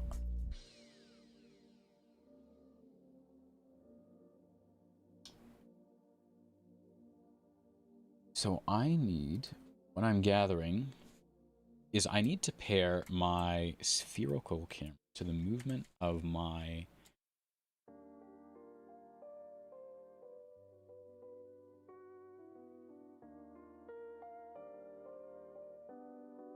spherical camera, what I'm going to do is add an expression. And man, if you guys like Fusion Brew, I would recommend checking him out once you have a little bit more experience, because a lot of his stuff is pretty advanced. But man, he has some incredible stuff. I cannot praise that guy enough. So I'm going to put this on, and I'm going to want to pin this as well. And let's see, so it's, yeah, spherical camera that I'm doing all this stuff with. X goes to X, Y goes to Y, Z goes to Z. And then for some reason, I don't know why this does this, but I've noticed before, when you try to put expressions on a spherical camera and simply connect those expressions, or simply just connect it to the position of a normal camera, it has stopped working in the past. Then I refresh it, works again. Grant Petty, please fix. I don't know why it happens, but I mean, it's not a big deal. I just refresh it and rework it. But for someone who doesn't know what they're doing, that could be a very sad revelation. So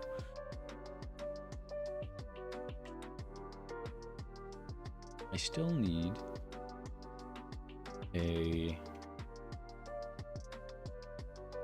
that's quite right, is it? So if I pull this out,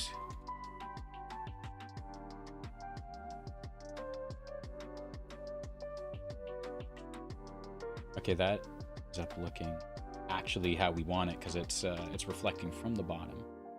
So the water is here. I don't know if you can really see. We do have a nice clean reflection, which is good. Hey, I've started learning DaVinci Resolve from the official DaVinci training page. All the tutorials and training courses there are completely free. It's the best website to learn everything editing.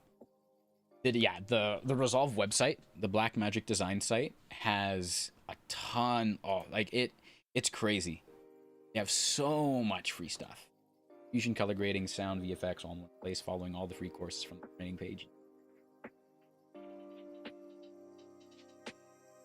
And the manual has a surprising amount of, and when I say surprising, I mean, like, the manual is formatted almost in a way like you're having a conversation with someone.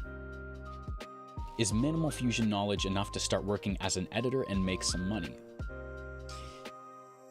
It depends how you define minimal, because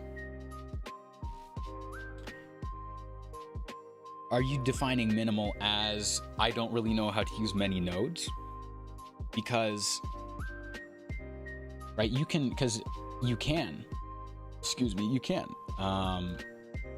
It's more about how you use the nodes than what nodes you use, right? Like if I'm gonna take a background, or let's say a client asks you and me for a background, And he's like, but I only want you to use the rectangle, the background, and the transform. And you're like, okay, well, I can do that. I'll make, you know, make something cool, or I'll make something awesome, and it'll be the best. It'll be the best thing you've ever seen in your whole dang life. So you start out and you're like, I've got this and I've got that, and I'm gonna do it kind of like this. And he only wants, again, you can only use these 3 nodes, right? And let me pull this out. And maybe this is his style of channel or whatever. But like a lot of it is going to come down to experience. So like, let me do something like so. Like, maybe we drag this up a bit, or maybe I'll just do a simple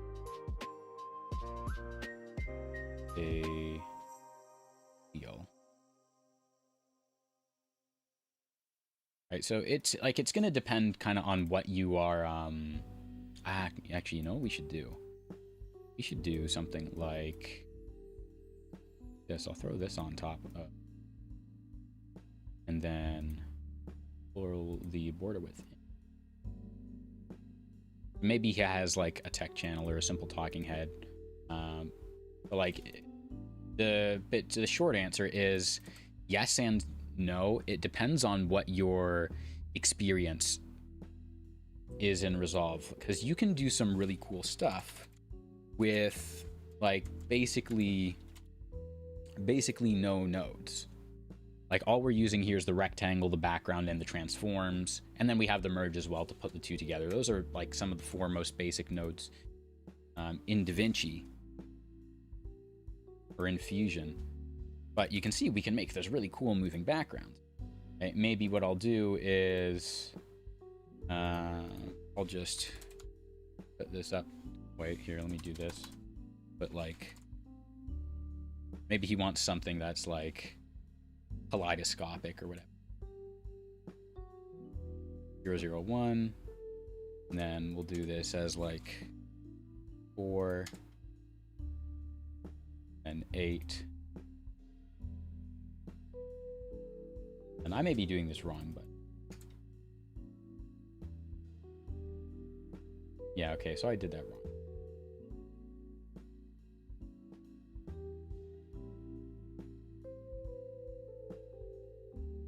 There's a lot of really cool stuff you can do, just the basic nodes. So like to make some money, again, it depends. Like you could make stream graphics, or you could make some basic motion graphics, and that would work. But if you're talking about, you know, I want to do some full VFX compositing, then you're gonna need some more experience. And it's one of those things, right, where you're like, oh well, I don't know, I see the top creators doing this, or I see the top creators have a whole team of people. Yeah, I didn't even know we could use values like time and other stuff. Yeah, expressions are another piece of Fusion that is not nearly well documented enough. I do plan on changing that, doing an entire video on expressions and how to use them and why you should use them, because you can use it to do something like this instead of having a keyframe, right? We actually have in generators here. Let me go to this testing stuff. Where did I put it? Generators, IG. Oh, here we go. Background generator. So here's a simple background generator I have. And, you know, we'll leave it still, but when I change these buttons, right, we're using expressions. Now the expressions are active, and we can change what direction we want stuff to move. And then we can also do stuff like this. So this is with the fast noise and displace. We can have this grow in, grow out, so we can, maybe I'll have it out and grow in. So something like that. First guy you ever saw doing it with expressions? Hey, first time for everything, right? But yeah, expressions are there to make your life easier. If you plan on having something animate consistently, right? You just want it to keep moving. Right? Let's say I have that and I'm like, oh, I want something like this to be moving around, or I just want, you know, let's say I have a node here. So this is a 3D node, and we do this, and I don't rotate. I just want it to float, right? The float is done by looping an animation, but the rotate is done with an expression. Or it's just basically like time times whatever, right? Like, so much of this stuff can be very easily automated, but people just aren't doing it for some. And that reason, I think for the most part, is they don't know they can. Right? How are you supposed to use a shovel to dig a hole if you don't even know that you have access to the shovels? Right? Then you feel silly when someone's like, "Hey man, why didn't you use the shovel?" And you're like, "I don't know. We have shovels? What?"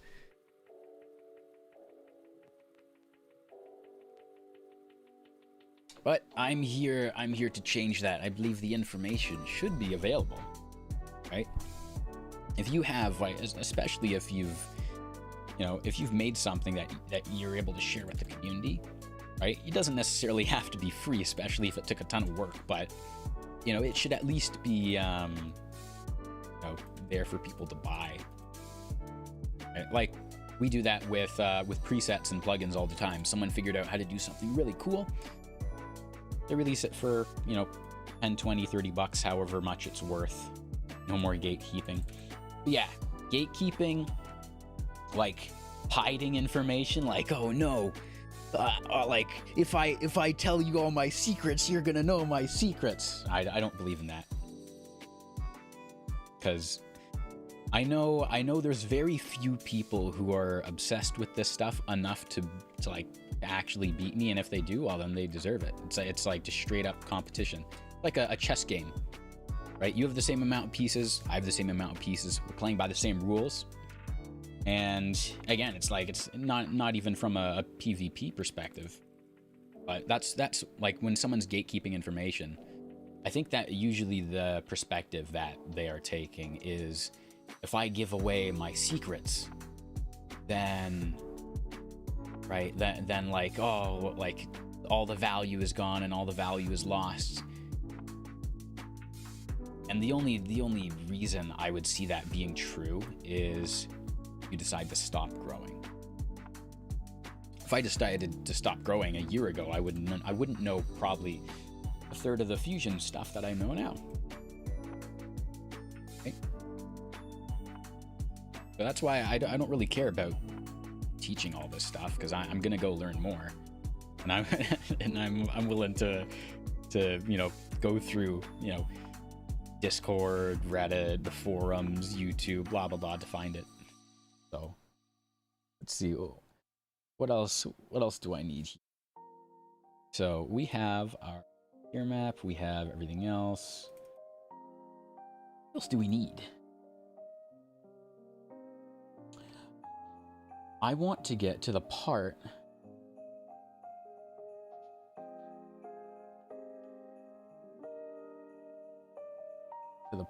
where we do the actual ripples. So you see. So with my shape 3D, I'm gonna create a displace 3D, which that sounds like fun. See, displace 3D, and I'm gonna unpin these two. I don't need to be worrying about camera adjustments no more. So this, move over to here, and it does basically nothing, but it's still reflective. Do a fast noise. And, ooh, look at that. Do subdivision. Material, rules, subdivisions. So the subdivisions, for anyone who doesn't know what a subdivision is, think about if you have a shape in 3D space. That shape has geometry, right? It has corners, it has faces, it has vertices, or it has edges. When you increase the subdivisions, you increase the amount of corners and edges and faces that the shape has. So even though the shape technically remains the same, we're gonna increase the amount of corners. I'm gonna go whoop, and you see now it's super smooth and stuff. And it looks all wibbly wobbly, wibbly wibbly wobbly. So.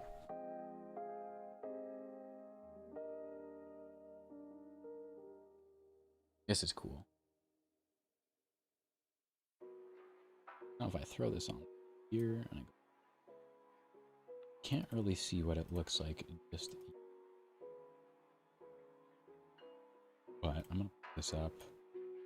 Go. Uh-oh. DaVinci is saying no. I hope you guys aren't losing any frames.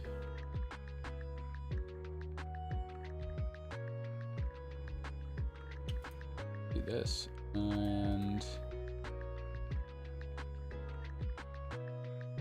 let me my resolution here be 2048 by 2048 because that is what he's doing. Oh, look at that! Apparently, this is our standard 2K texture. Not gonna lie, that all looks like literal Blender slapped in DaVinci. It's pretty cool. Like imagine you're like, oh, I'm gonna go edit a video, and someone's like, are you using Adobe? And they're like, nah, I'm using DaVinci, and then they pull up something that looks like Blender. And you're like, are you sure that's a video editor? Are you tricking me? Are you? Oh, it is DaVinci. Right. So now, like it's crazy. Scale this up so it looks like this. Let me make sure all my properties are similar. Put this up to 20.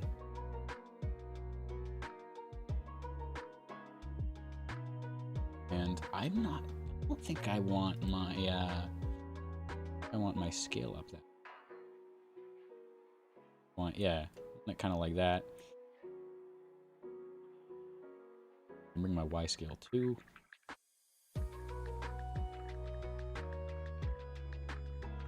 Put this at 40. We'll put this at 6.2.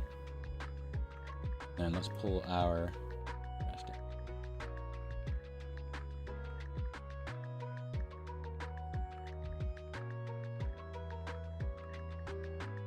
So this is almost not visible.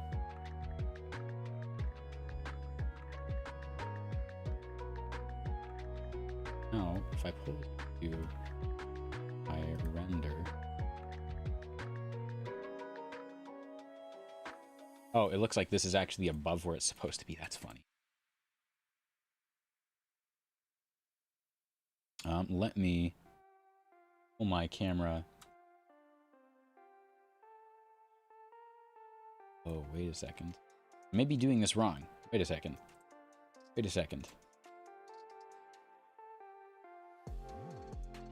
Oh, never mind. So, I have that here. Where am I rendering from? Should be rendering from camera 3D. No, not spherical camera. But we are upside down.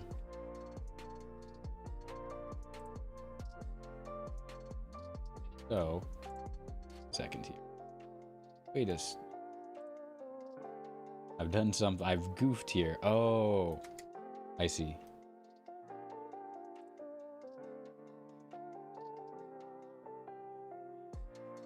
So now let's pull this out here. Okay, yeah, that's better.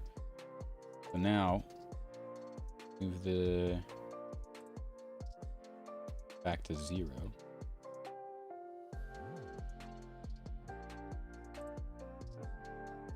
I want this just at 1. Or, oh no, bring this in. I see now, I see. But I don't want this at 0 because I think about 0.8 is good, and that's going to change. Okay. So that's not bad. That's not bad to start off with.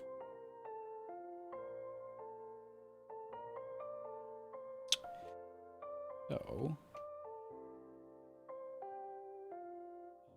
the subdivisions are 100% going to eat us live.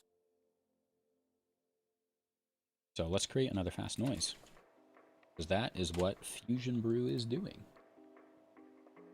So we're going to take this, and I'm going to merge this one on top of this one. That ends up looking like this. I don't know if he just copied it. But, okay, yeah. It looks like he didn't. 24.8. 8. And here. That's his main one.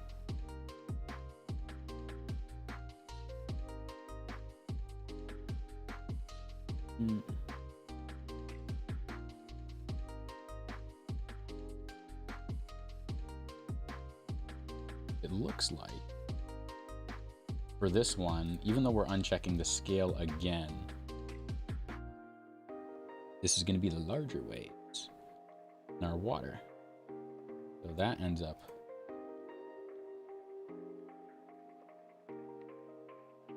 looking. Oh, this is so cool.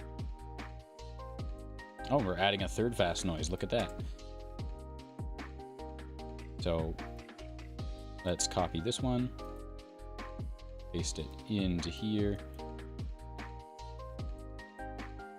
We get the scale increased to 300. The reason we're going up to 300, yeah, you can see it's like that.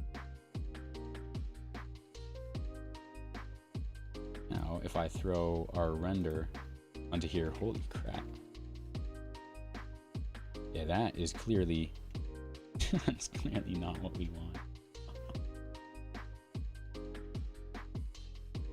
Ow. So, I'm gonna need to adjust my camera again for some reason. We pull that down. And if we get rid of this one. Okay, so it's this one. And I think it's gotta be the bot. Okay, yeah, so it's my contrast that I need to change here. I figured, yeah, because the higher the contrast, I mean, you can see obviously the work it's getting. I'm gonna bring my contrast down here and let DaVinci load.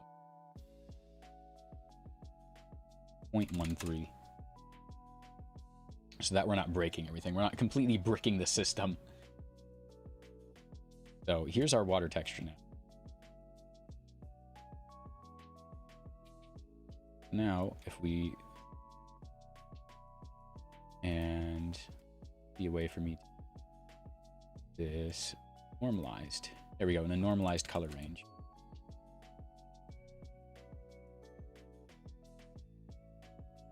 Now, let me make some adjustments again. What is 0 going to do for us?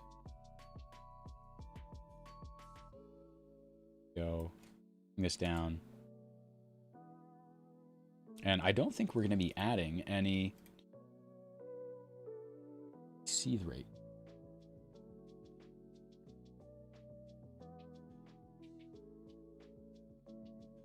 what I'm going to do is, yeah, so we're not just going to throw seethe on there, but we are going to change our X and Y position. And I think what we're going to do is put an expression on. Oh, never mind.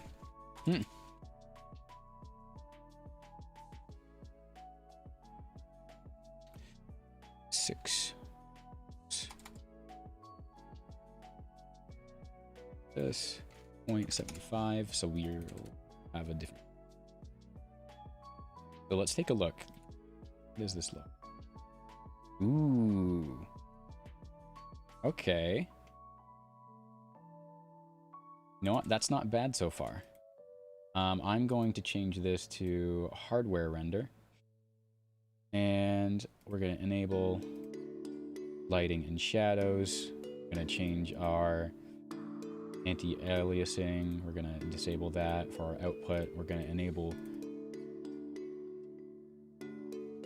just to see, to compare. Okay, let's change this back. Software gives us our reflections back, so we might keep the software.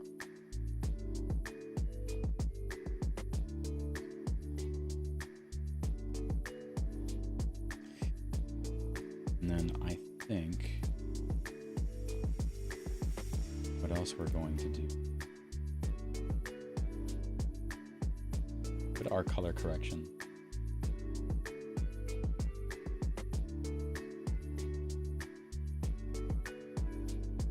We'll add a little bit more color to this. So if I throw that up here, go to our render, yeah, you can see instantly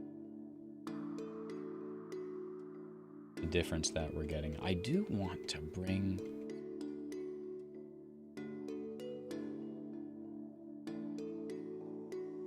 I do want to bring some of the reflection away without completely nuking everything. Because you can see at 1, it's still, I mean, it's kind of more, it's more like mercury now, right? Than water.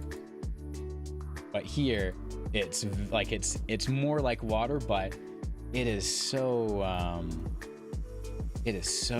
bright. Like, it is damn bright. Oh, part of that might be due to our spotlight, our ambient light, and everything else, which you see I do have, yeah, I have a render here. We might have to make some adjustments to these later on, so I'll leave them for now.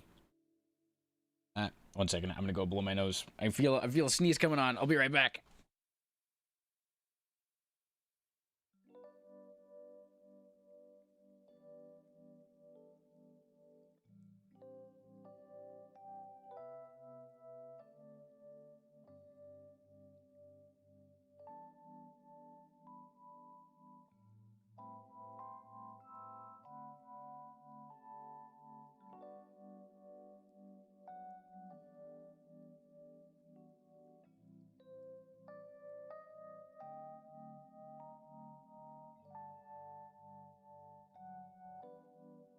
I should really add a countdown timer. As soon as I leave, anytime I leave, it just starts like a tactical nuke countdown. And if it reaches 0, the stream instantly ends. Like, everything gets nuked. My computer, we delete Windows 64 off of my computer. Everything just gets completely destroyed. Anyways. Let's create a bump map. Because that's what Fusion Brew is doing. So we're going to create bump map, and we're going to go bump map, and apparently we want to uncheck normalize color range, which I'm going to have to look at whatever he's doing in a second, because I don't. So let's see, what are we checking here? Oh, never mind. I just did the same thing. So create bump map. Going to put it here. How do I have this checked still? I don't need it checked. Create bump map. Height scale. There we go. To add some of that texture in there. Nice.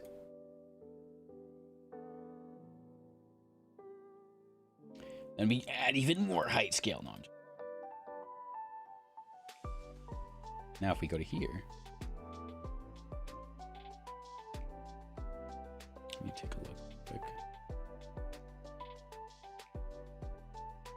So here we go. Yeah, our bump map is busy. It's busy, but we're seeing it here, but oh, that's chunky. Oh my god, what kind of abomination of a bump map is this? Oh no. Okay, let's bring that back down. Oh, there we go. Height map to bump map. That makes it. That's a lot better. Yeah, I that was funny. Okay. So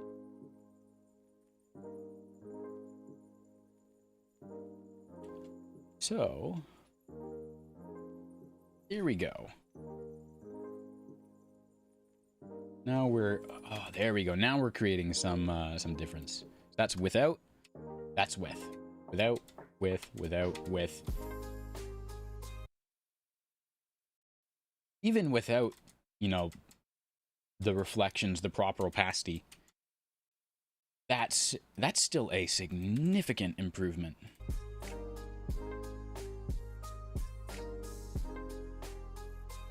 So I need my camera to use target. Never mind, we're not going to use the target. So, but man, that looks. I mean, it'll look better once it's rendered, but looks pretty good so far. Where is our media out? I'm gonna take my media out. I'm gonna paste it in here.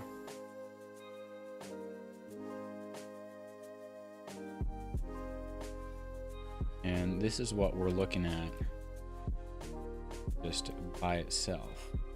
Oh no, wait a second. Because our opacity was down. So I'm gonna make a quick copy of that. And we're just gonna render this out so that we can see what exactly it looks like. And whenever you want to look at an effect, I recommend just rendering in place instead of rendering it or, like, you know, actually exporting it, unless there's something very specific that you need. Rendering in place will do just fine. Depending on what you're making, though, it will take a while. And if you need to see smooth playback, you need smooth playback in Resolve. Let's say you're doing an introduction for a video and there's a lot of effects in sequence, but you need to see what it all looks like together because you want the rhythm to look good. You want to properly hook the viewer. Render in place is great for that. Turn the whole thing into a compound clip or multiple rendered clips.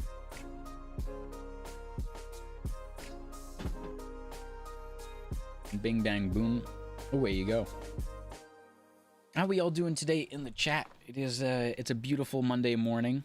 We're playing the Christmas lo-fi, although there's not snow on the ground quite yet. Unfortunate too, because I do love the snow. I don't love the in-between of the seasons, aside from summer to fall. But I do love the seasons themselves. Like winter, full-on winter, snowstorms and all, and like all of everything that comes with it. Love that. Summer, when it's like, oh, the sun's coming down, it's like perfect for campfires, roasting marshmallows, going swimming. Love that. Fall, with all the fall stuff. Spring, you know what? Spring's okay. Sometimes spring feels half-baked, though. Like some years it doesn't ever seem to go to like get out of the winter muddiness and then into like, oh, everything's growing. It just seems to go straight from muddiness into summer. Spring, I don't really have anything to say about spring. Oh, here we go. Look at this.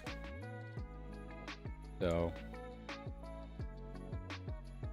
there's our water. That's, you know what?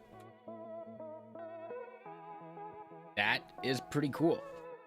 Not gonna lie. The it looks like it kind of drops off at the very end, but I don't hate it. To start us off, I don't hate it, honestly. I think what we're going to do here is we're going to stop it here. I'm going to do a little bit more research because I want to get that puzzle piece part working, and I think I'm going to have to deep dive. So I'm going to do that off stream, right? I don't want to bore you guys. I want to make sure I'm giving you value.